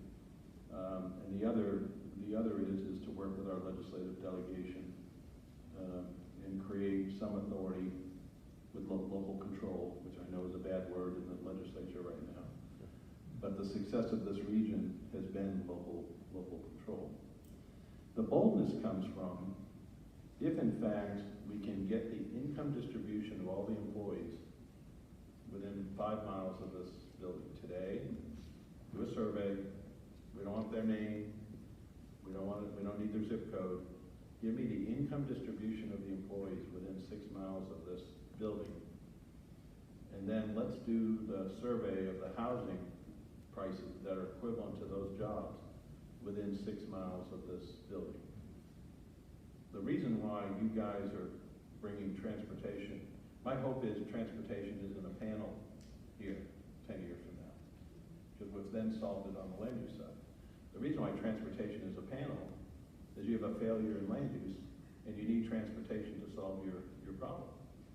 We need more residential activity, homes or apartments, more residential choice within 6 or 7 miles of this building that has the same income distribution of the workers that are coming as an intermodal hub and the income of the workers that will be coming as a logistics hub. And to build that residential activity so we can provide sidewalks, transit, micro transit, or let's say it's in Dallas. Would we be bold enough to say, you know what, we're going to build a 3-mile an elevated dark autonomous vehicle, and we're going to shuttle from this residential node in this part of Dallas, or extend the light rail line, or use the corridor that goes to Waxahachie as a part of a rail. Instead of just responding to a grassroots, here's where everyone's going to be, put it in the computer, what's the simulation tell you, here's my volume to capacity ratios, here's where my transit ridership is, I need new stations here, I need new roadways here. Or are we going to be bold enough to try to create where the location of the population employment should be and use transportation as an asset leader to influence where that population employment should be? We either chase the public's demand to be free and go in certain locations, and then we chase that, or we're bold enough to build transportation. A good example is where the USDOT building is in Washington, D.C. USDOT went there was a light rail station built. I stayed in a Marriott hotel, only thing that was there within 12 blocks. I said, I'm going to go for a walk. Hotel desk said, no, you're not. This is the most dangerous place on the face of the earth. You cannot leave this hotel. Well, I'm going to go over to USDOT tomorrow. Well, it'll be at least light, but you can't leave here. If you go there now, none of you in this room, other than a former mayor that I won't tell you what his name is, could afford to live in that particular community. The Washington Nationals are now there. They located their baseball park there. There's got to be 400 6-story buildings there. Everyone wants to live there. And 18 years ago, it was a horrible place. What did they do? They created the Delta. They created the transportation environment through transit to actually change the marketplace of where people wish to go. You're doing that here. We have the opportunity to do that more. Are we brave enough to say, you know what, we're going to build a $100 million transit connection? It's not warranted if you look at the traditional marketplace simulation, but we're going to force a creation of the demand. City of Dallas, how are we going to expedite residential construction, as you heard earlier? What is the distribution of housing price do we need so someone can work, live, and play in the same neighborhood? If we're able to do that, Alberta, to your question, that takes the pressure off of us of having to, write a $13 million grant to try to get people down from the Veterans Hospital on the light rail system to destination and get people in this part back to jobs in the dark service area. So land use has to be put into the toolbox to help us. Well, with this, one thing here, and I think someone said beforehand, we could take this group right here and do a full day symposium on transportation improvements. But one thing here is, and I had a lot of questions to go over, and I know we have another panel. Well, the Lord's giving me the 5-minute warning. So what I'm gonna do now is just wrap it up, close it out, and again, you know, we talked about technology, we talked about what's the pressure issues that are really driving this infrastructure push. I love what Michael said. If we're at Symposium number 12, we have all the infrastructure issues that are still we're facing. I just want you to kind of give a final comment on the direction in the future of where we're going and what you see. And I know you've done some of that already, but just highlight it, and then we'll go ahead and close. Laura, will that work? Perfect. Thank you. Okay? You want me to go first? Yes, ma'am. Okay, so the direction for the future, I mean, first of all, I love what Michael said about being bold. And quite frankly, it's not really that bold. I know that in our current political environment, it might be a little bold, but the reality is that there are tons of lessons learned all around the country, including right here in the Dallas-Fort Worth region, that we can learn from and try not to make the same mistakes. We know what's coming. We can make conscious decisions about how we want people to live and access the jobs and the services that they need. We need to make those investments, and sometimes that means that government has to subsidize some of those, some of those services coming to the area ahead of when the market may bear it. And that is certainly something that I think as a community we should be thinking about. But also I think that, you know, we've got to get out of this mindset of rewarding people who drive their single occupant vehicle everywhere. And admittedly, I drove down here. By the way, I had to take a 5-mile detour because there are no exits on eastbound I-20, as you all know from the history of the development in this region. But 5 miles, really? So I really, I think that, you know, we have the brain power and the intellectual capacity and hopefully the courage to actually do things differently than things were done, say, even in the north or anywhere else in this region or anywhere else in this country. And we could actually show people how to do it right. And I keep saying to people that the North Texas region can actually avoid becoming Los Angeles. We don't want I-20 or I-30 to become the 710 freeway out of the ports of Long Beach and LA, but it's getting there. Even just a short time I've been here, I've driven on both highways, and it is kind of scary sometimes. So, you know, we can make these decisions now, and we do have to be courageous, but collectively we need to be aligned about what we're trying to achieve. I had to write down about the 5 miles of missing exits. I was going to make a joke that the number of pamphlets I had on how to get to this building was longer than the slides I had for my presentation. I wasn't going to say anything until Nadine was critical of the interstate highway system, so I actually parked somewhere and took a cab the rest of the way over. If any region in the United States should do something really cool and different, it should be this. And it's easy for us. A, we have great private sector companies. We have great public sector officials. We have an unbelievably great trust in a private-public sector relationship. My colleagues in other parts of the country don't go to meetings with Class 1 railroads or private sector developers because they're the evil empire. We're the 4th largest region in the United States. We don't have access to the seaport. So for us to survive, we need private sector airplanes, Class 1 railroads, interstate highways. As a result, we're growing at 150,000 people a year. So when you grow, it's actually easier for you. If we were in Dublin, Ohio, we would be having a meeting on what we're going to do with the bowling alley. And should we make it a bowling alley or a barbecue restaurant? And there'd be 3 times as many people here in Dublin, Ohio than are here today to have that conversation. But when you're growing at 150,000 people a year, Nadine is actually 100% correct. It's easier for us to do it because we have the growth that we can still influence versus another community that isn't growing and doesn't have the benefit to influence what those locations So I think our theme is we've got to bring land use into the conversation.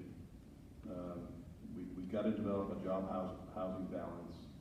We've got to be willing to build a set of housing choices that people want for the income that they have.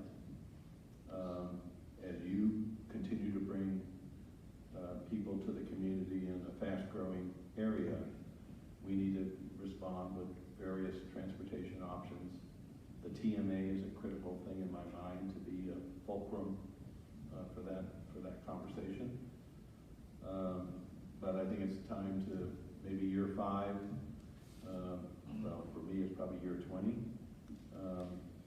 You know, we've gotten the foundation in. You know, we're maybe graduating from high school. We're not going to college. And I think the challenge that I think Nadine, I, and Alberta are giving you is time to do something different. It's time to do something cooler. It's time to take risks. Because with 150,000 people coming every year, maybe it isn't that much of a risk after all. So thank you for having us. Thank you.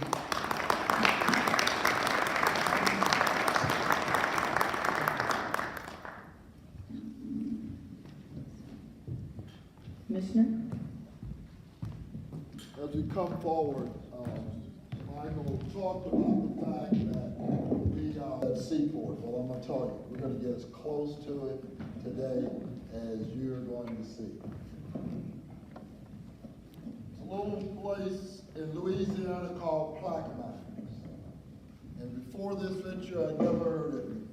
The mayor in a little town called Lancaster by the name of Marcus Knight and Eric Brown and some guys brought me these individuals and said, you know, we've got to do this. Let me just tell you, the culmination of this symposium today will be the discussion on the Plaquemine port and the impact it will have on the supply chain.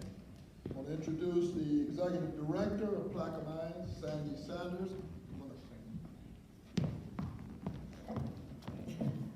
With him, he's really the general, but, and then Eric Casey, EVP, Port Coal Summit Development, come forward. Chris Fetters, CEO of Louisiana 23 Development Company. And Denson White is going to make all of this work. He's the Director of Customer Engagement of APM Terminals. I tell people all the time, and I was telling Mayor Knight last night, this, if nothing else, have a seat, is going to be the culmination, I hope, of District 3 and my legacy. Regardless of what we do in this region, this particular pinpoint will be the linchpin for what's going on in the Dallas County Inland Port. And General, we'll start with you. Yes, sir. Y'all take it away. All right. Thank you, Commissioner. I'm Sandy Sanders, the Executive Director of Plaquemines Port Harbor and Terminal District located in Plaquemines Parish, Louisiana. And let me tell you, that last panel, that was exciting. I like when people say you gotta be bold, you gotta take a chance, you gotta stick it out there. It reminds me of when I was getting my teenage kids and teaching them how to drive and come up to an intersection. I said, you gotta stick it out there. You gotta stick it out there. You know, but that was good. That was heartwarming to hear that. We're gonna be batting cleanup here at the symposium. I didn't realize it was gonna be during happy hour. So we're gonna try to get up and down in 30 minutes. But you know, the presentations before us were fantastic, and they demonstrated the focus of the symposium, that being how the Dallas County Inland Port can combine the many diverse talents we have here in this area and transform the Dallas market into a value-added, manufacturing, service-oriented economy. That's going to bring jobs, but more important, that is going to bring a huge increase in what I call quality of life. And I stole those words from the commissioner. because that's his vision. I want to bring the quality of life up for the entire area. And you know, there's a lot of folks here that really haven't tasted a good quality of life. And we want to change that. And I'm glad that's the commissioner's MO. And Mike Morris, you really got me excited about what we're going to say here today. To add to that quality of life maxim, our focus during the next 30 minutes is to illustrate how the marriage of the Plaquemines Port, which is on the Gulf of Mexico, is at the lowest end of the Mississippi River.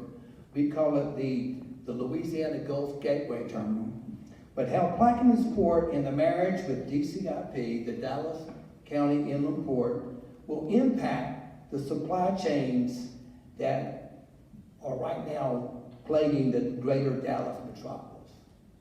And I say that the greater Dallas metropolis, this is the third largest metropolis in the United States.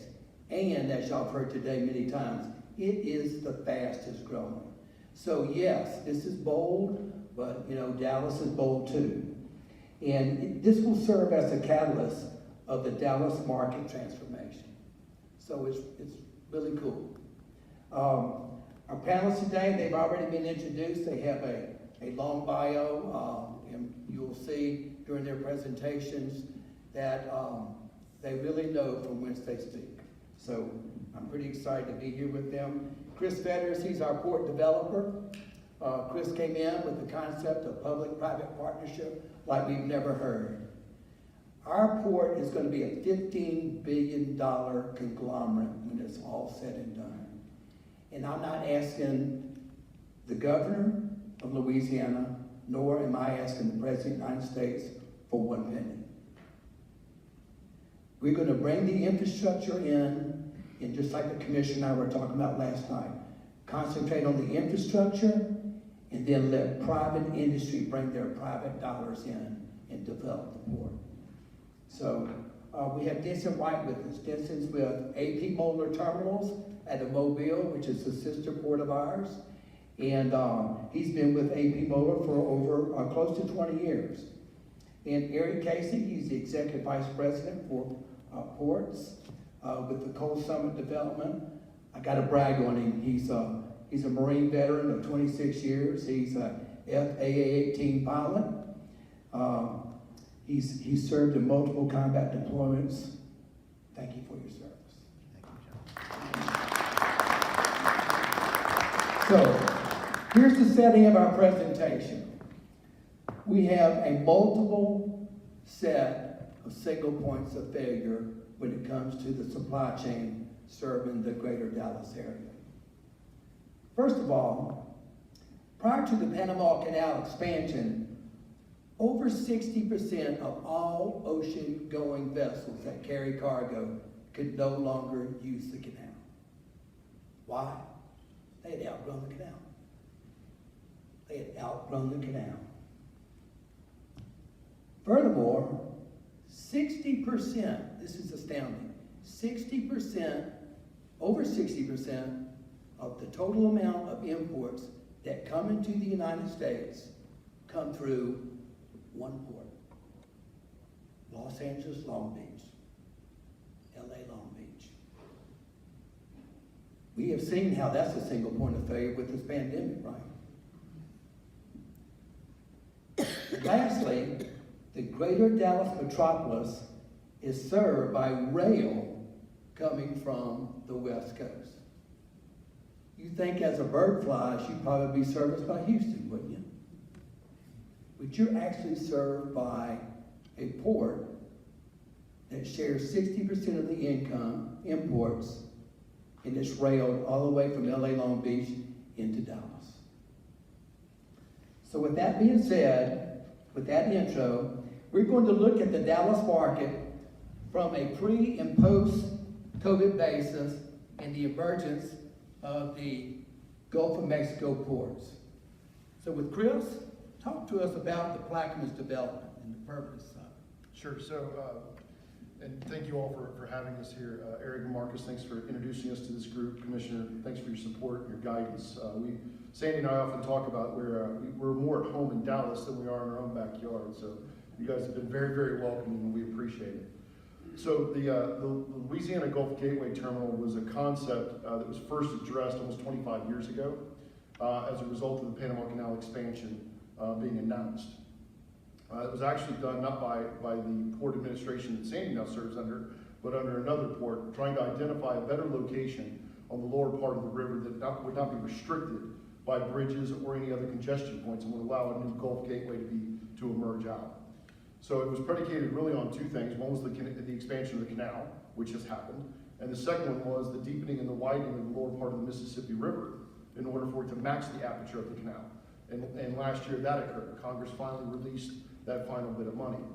That first study actually identified 3 locations, with the location that is in Plaquemines, where we're developing now, as the prime location for this new Gulf Gateway.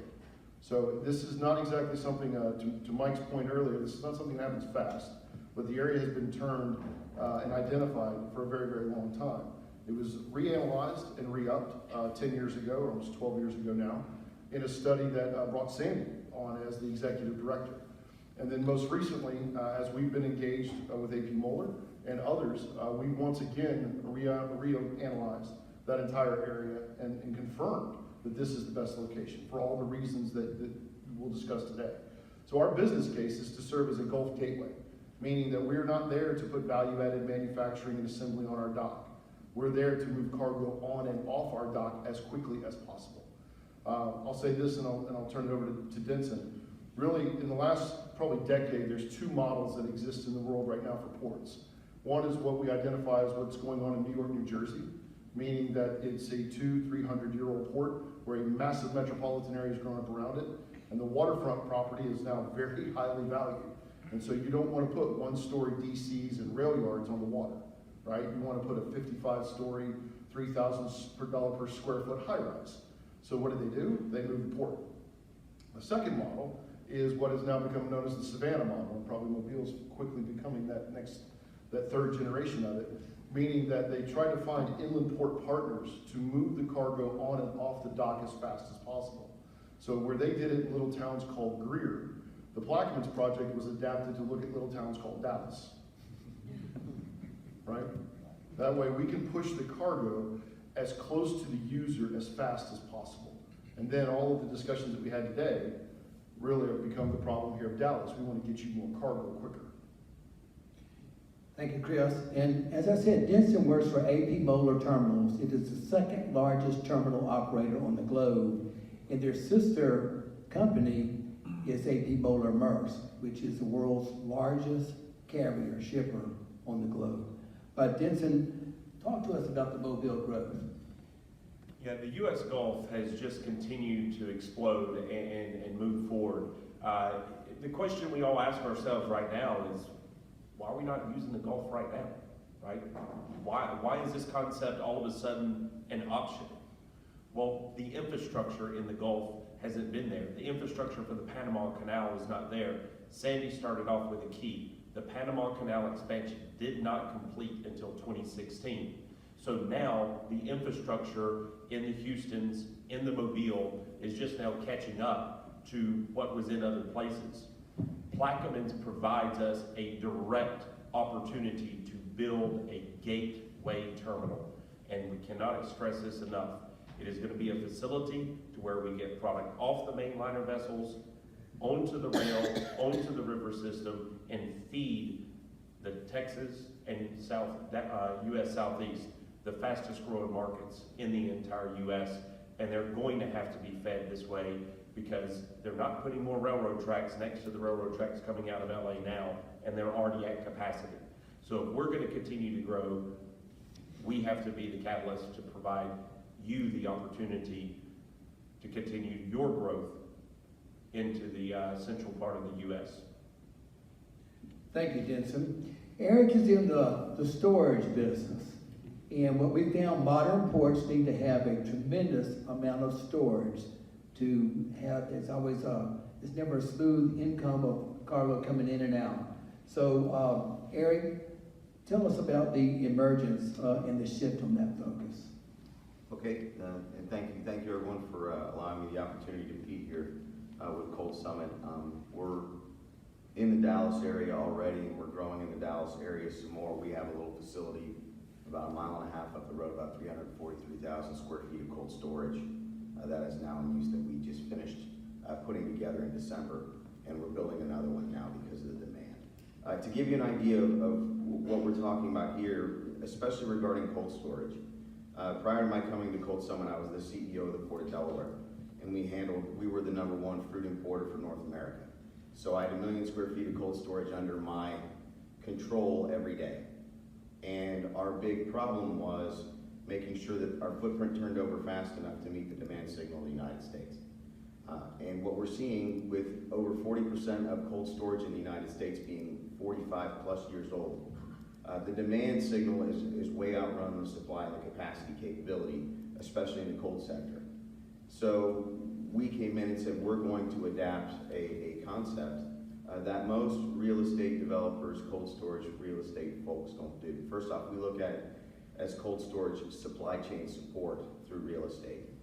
We don't look at it as just being a cold storage developer. So we take a different approach, and our approach is very simple. It's ports, people, and food. Build our cold storage where the ports are in order to facilitate what Sandy and Denson and Chris are talking about. Giving them an opportunity to transition those boxes, those containers, those reefers from the ships, turn them and put the empty ones right back on the ships to go reload, while making sure that that product is available to get premium to market as fast as possible, both regionally and also transit into the United States, especially into the Midwest and into the South, where we're seeing enormous growth, and Dallas is obviously the linchpin of that. That's the ports. Build it where the people are. Not just the people that are going to eat the food, but the people that can actually work there. Cold storage is hard. It's complex. It's a rough environment to work in. And if you can find the right workforce that is willing to do it, that's a gem, and you want to hang on to that gem. So build where they are, make it convenient for them, and then build a facility that is going to not only be something that they're going to go to work to every day, they're going to be proud to go to. So put in those architectural and landscaping features that make them proud to see the building. Give them ambient light in their offices and in their recharging areas for the forklift, so that they get some daylight and they actually feel a little bit better about themselves. Make it ergonomically designed to make it easier for them to facilitate the work. And then build where the food is. And what that means is give the opportunity for the food producers to have the option to put that right into cold storage so that it stays fresh longer, lasts longer, and commands a higher premium. That's what we're doing right now, and we're working with Black Minds to do that, because they have something that you're not going to see in the Gulf Coast. They have some of the most brilliant land available to put a port. And I used to work for Maersk before I worked for some other things as well. So I was very familiar with AP Moller terminals. Obviously, they're the ultimate in class for building terminals of this type, especially with the advanced technology. It made this partnership very easy for us to get on board. We want to put cold storage on the port to make that transit capable. The shipping lines want to keep their equipment. They want to keep those reefer containers. They want to keep their chassis under control. So you have to look for other transit. Having direct rail from Plaquemines to Dallas means that we have a facility in Plaquemines to do transit and regional there. We have facilities we're starting building our second one here in Dallas in order to support the distribution here and allow regional distributors an opportunity to develop their operations here in the Dallas area to support this region, and also have the capability to transit it through rail and through truck up into the Midwest where it needs to go. This is an ideal place to do that. And then the last part of that is, as a developer, is when we look at this thing, and the commissioner brought it up, and the councilman brought it up, making sure that what you're doing is oriented towards the community. And that's critically important to us in our business. As an example, we give 5% of our top line to the local community where we build. We've already stroked our first check to Lancaster, their education fund, about $78,000. That's in perpetuity. That's built into our system. So as we make revenue, it goes in.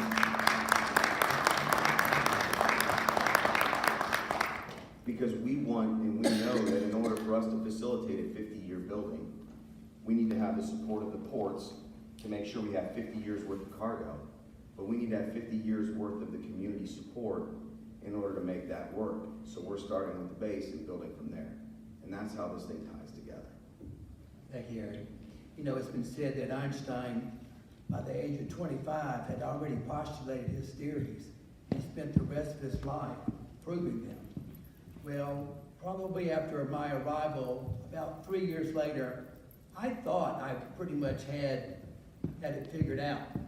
Instead of all this cargo coming from Asia to the West Coast and then traveling by rail to the Dallases and the Memphises and the St. Louises, I had a great idea.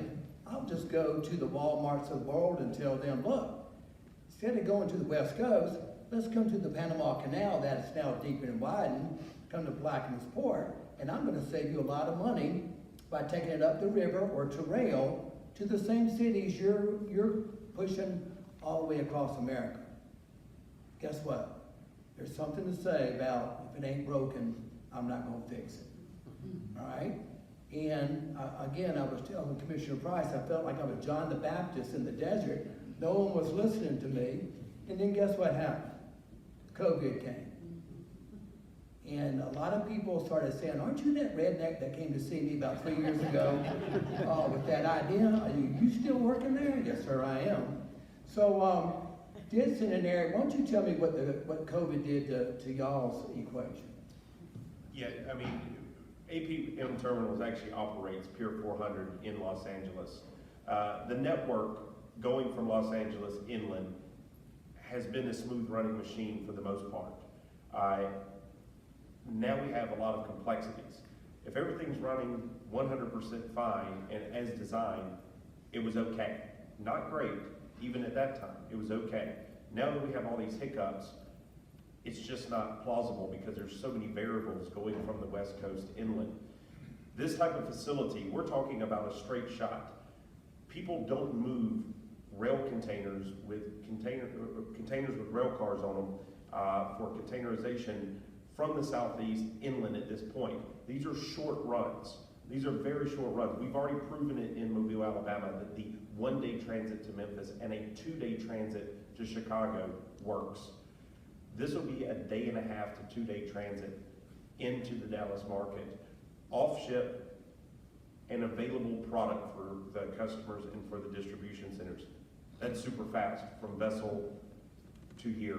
The facility is being built as an entire, as I said earlier, gateway facility. The design of it is to get off the ship and onto the rail. All other ports, for the most part in the US, are made to get containers off, store them, and then get them over to the rail, or the rail is a secondary piece of the equation. Here, it is the primary piece of the equation, and we will move product very quickly, and we've already seen, based on this pandemic, how we buffer ourselves from the issues. And we're going to design the facility to fit those needs. Eric?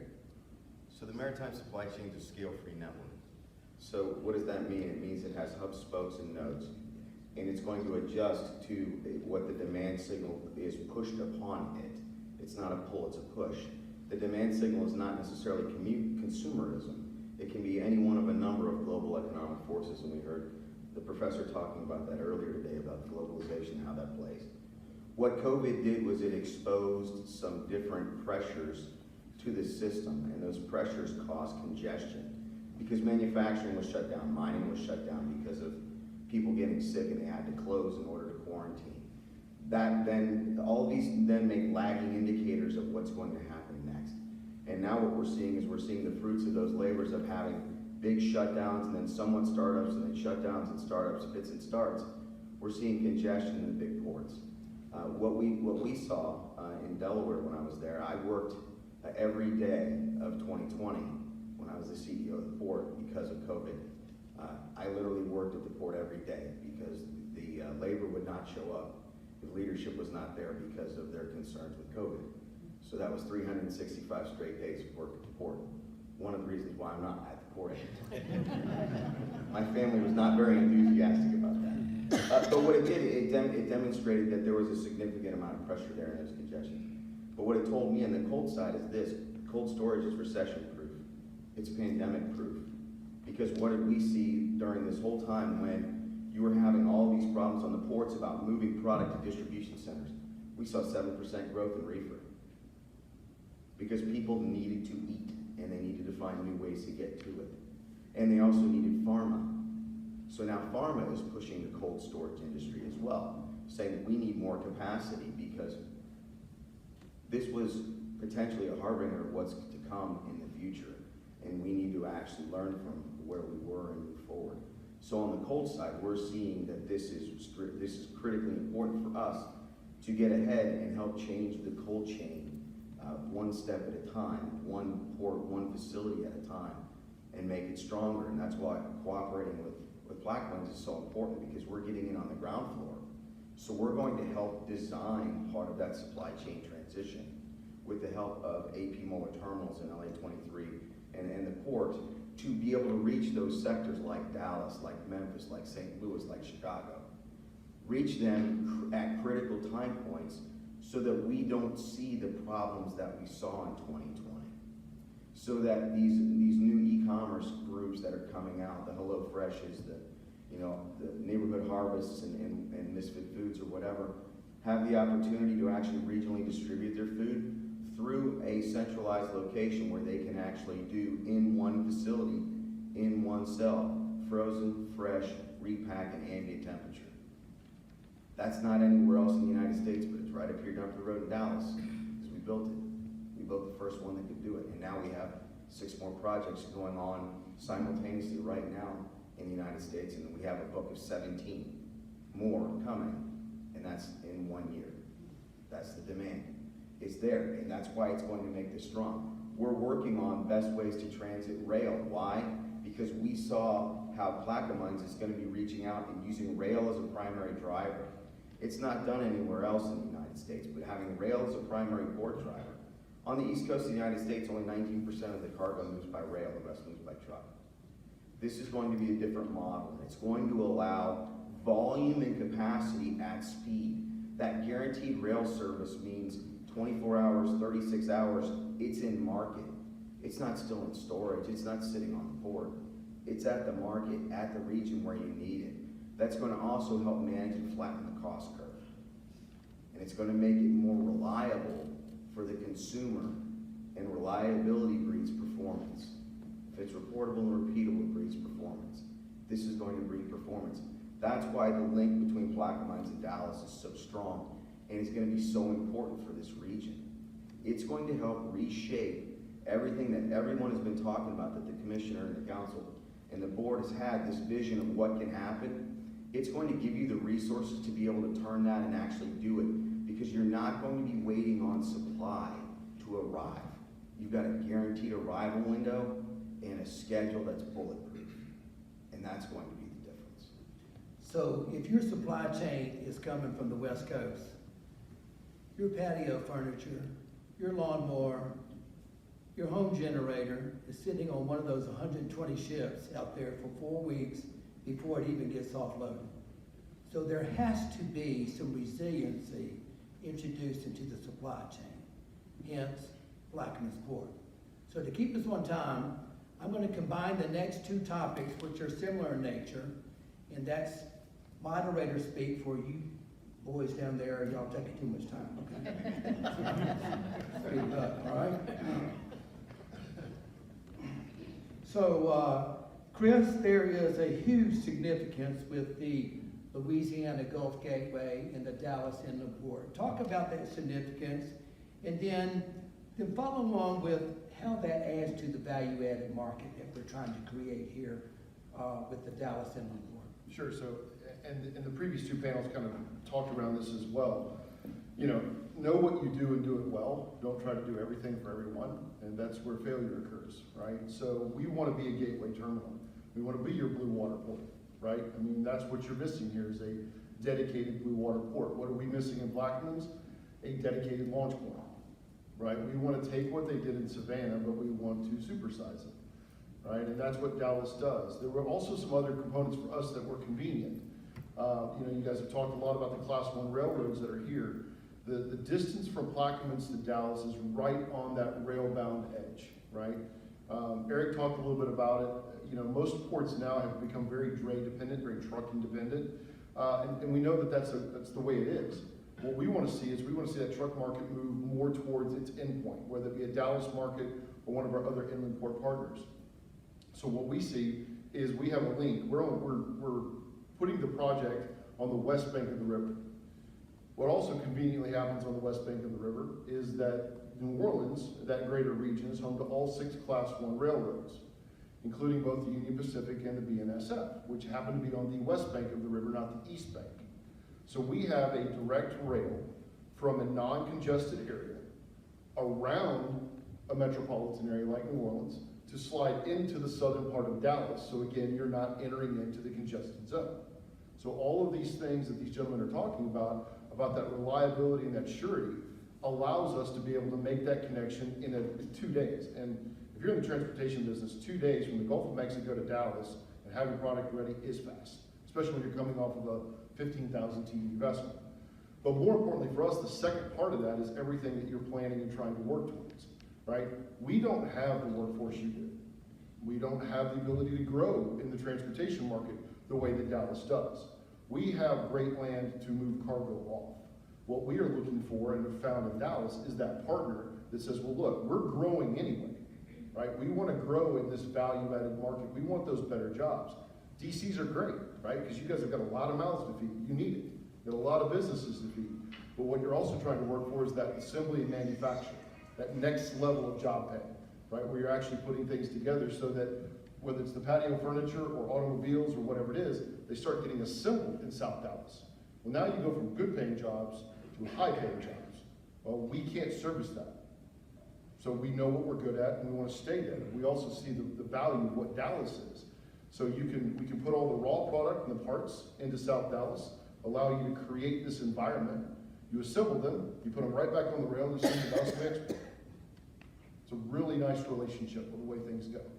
And I think that the plans that are being laid out in Dallas, for one thing, you guys had enough of a head start to try to get yourselves mapped out. Because when the first time I met the commissioner was, we're turning on the fire hose and here it comes. And we weren't kidding. And we're really thankful for what Dallas has shown us that we can grow too if we have places like this to send our cargo. And what we're doing is we're bringing the Gulf Coast port to your zip code. This is your import-export port. Now, Denson, the true balance of cargo is when you can get cargo in a box, ship it somewhere, and then the person on the other end puts cargo in that same box and ships it back to you. And that's one of the economies of having a common DNA, of having an APMT at both ports where they're pitching and catching to themselves. It makes it very, very, very efficient. Why don't you expand upon that? I mean, it's simple, Sandy, and for the group, what do we want here? We don't just want distribution, we want manufacturing. And when you're making manufacturing, the manufacturing isn't just consumed in this market, it can be consumed globally. So now, isn't it nice whenever someone's coming to you and they're providing you another option? I want to go to the store and I want to have 5 options. We're providing you, right here in this central part, another option for how you sell your community, and then once it starts happening, how those manufacturers and even those distribution points can then resell that product onward, right? Because not all the distribution here is going to be coming inland. This is a hub. You have local manufacturing, we want to create more manufacturing, and we want to be able to distribute those goods back out as well. Part of Blackman's is it's going to be serving the Caribbean and Central America with some very neat opportunity for energy sourcing, and this is going to be something that we can now feed an entire area of the world that is really underserved, and it's going to happen from here. Eric? Yes, sure. Thank you very much, Eric.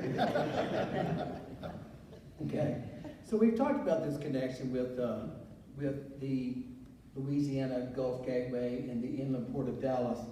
Chris, give us an update on all the things that we've been doing on our end to make this happen. Yeah, so, Sandy's been on this for 8 years. I've been on it for 5. The plan's been around for 25 years.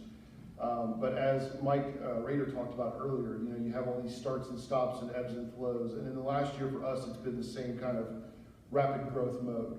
We've been very fortunate. We've struck some very key relationships, both with Cold Summit and AP Moeller. We have identified and secured a cargo commitment from a customer that Denson intimated to, that's actually providing compressed natural gas, so it's a Louisiana resource that they're going to manufacture there for us because we have the pipeline network, and they're sending it to the Caribbean. So we're creating new cargo in our environment.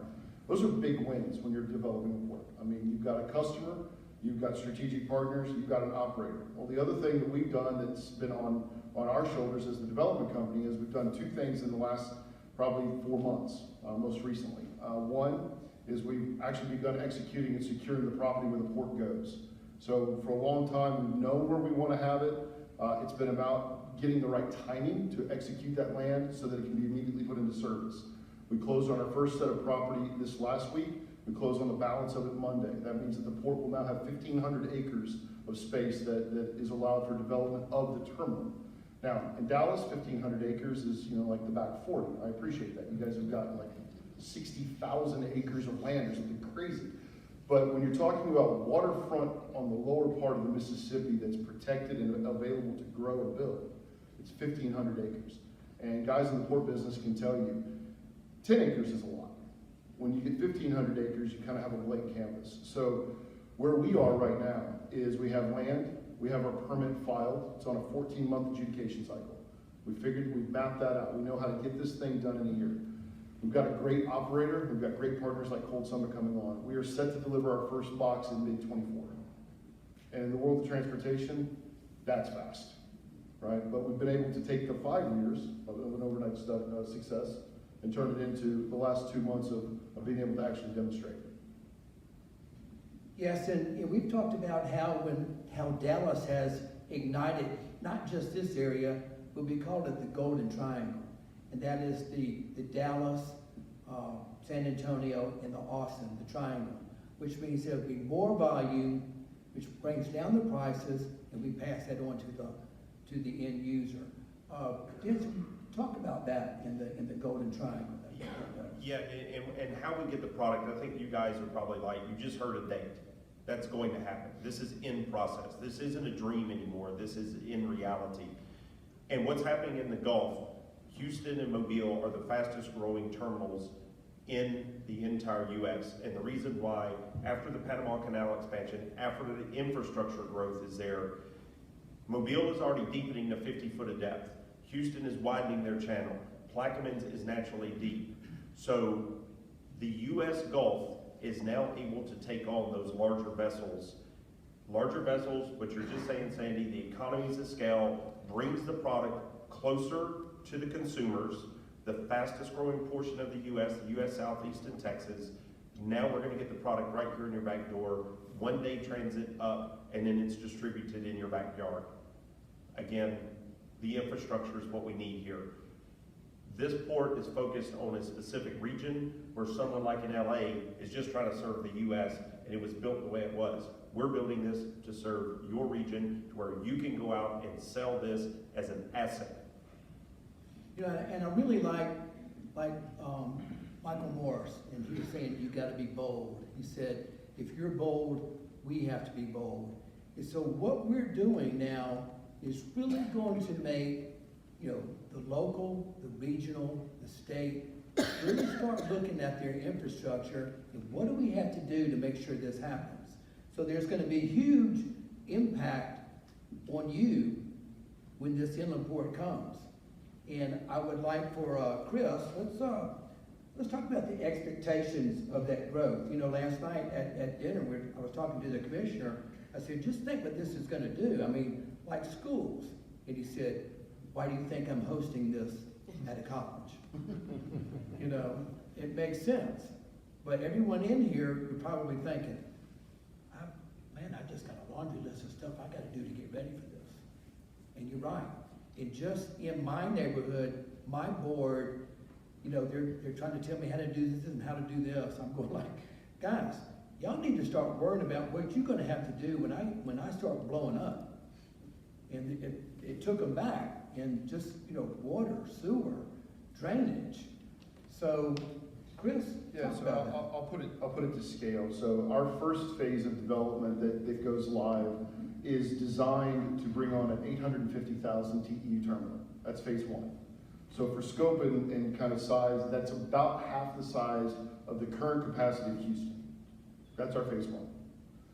Phase four, when we're completed, according to both APM and our consultants, have realized that by 2040, we could be at 3.7 million TEUs a year. We expect about half of our cargo to be railbound. Well, we have one railbound partner. That's you guys. So that's really what the growth looks like, is that we're looking at those boxes coming into this area. And so, you know, now you have volume and you have time of impact of what it comes down to. So what we are looking at here is, you know, we are pushing a very aggressive schedule. We're being bold. But at the same time, what we expect out of this region is the response of that. Because if you can't receive it fast enough, then it bottlenecks and we create another problem. So that's our ask, and that's why I'm really appreciative of being a part of this symposium, is I think these problem statements are known. It looks like you guys have got a clear path and you've got the right people that are going to try to push it through. What we're here to tell you is we're also counting on that, because there's a commercial response and a demand and a need that if we start sending 2 million boxes a year up to you guys that are new cargo, that's equivalent to a lot of jobs. That's a lot of product. That's a lot of materials that are being manufactured. So responding with the proper workforce, responding with the right transportation, responding with the right land use, the buildings, is absolutely critical to what we're doing. And being able to bring our partnerships of these global operators to the table to work hand in hand with you guys, and understanding what needs to happen and when, I think also lets your business plan work, right? You start to take a look at how to best develop and open up this land. So we're looking for you guys to respond. And I go back to the first words I said to you, we're turning the fire hose on. You know, I mean, and you know, 18 years from now, I mean, Mike, you've been at this for a couple of years, I think. 18 years is a flash in the pan when you're talking about this kind of growth, you know, and that's not too long to get 2 million new boxes in South Dallas. Denson and Eric, what is your response of what this growth does to not only you, but what you're expecting here at the end of the war? So, being bold, we built our first facility purely on spec. We had no tenants. It's also the first multi-tenant, multi-use facility in the country. And it's right up the road and it's working fantastic.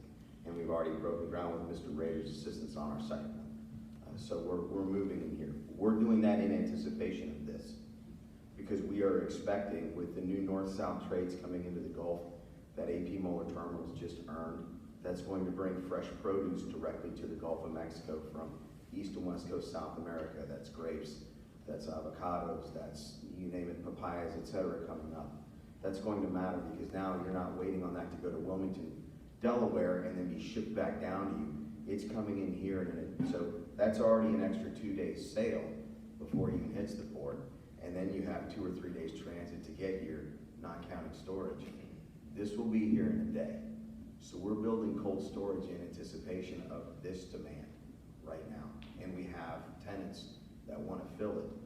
That's why we're putting one at the port, and we're going to be working in conjunction with this entity to put our facilities where these need to be in order to best facilitate that product getting to market, because we understand the responsibilities that we have to build this real estate to meet the demand and also the capacity requirements to move this and make it work and make the supply chain more efficient. Before the Normandy invasion, General Eisenhower went down to visit some troops down there on the 101st.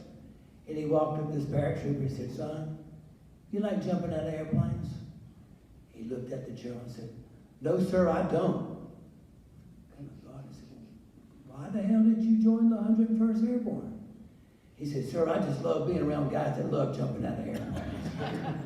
And I'm telling you, we all up here are excited about being part of y'all, because y'all are excited, we're excited.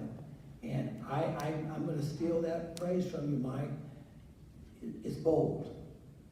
But you know what? You're on the crest of bold. And we're glad to be part of it. Thank y'all very much. Thank you.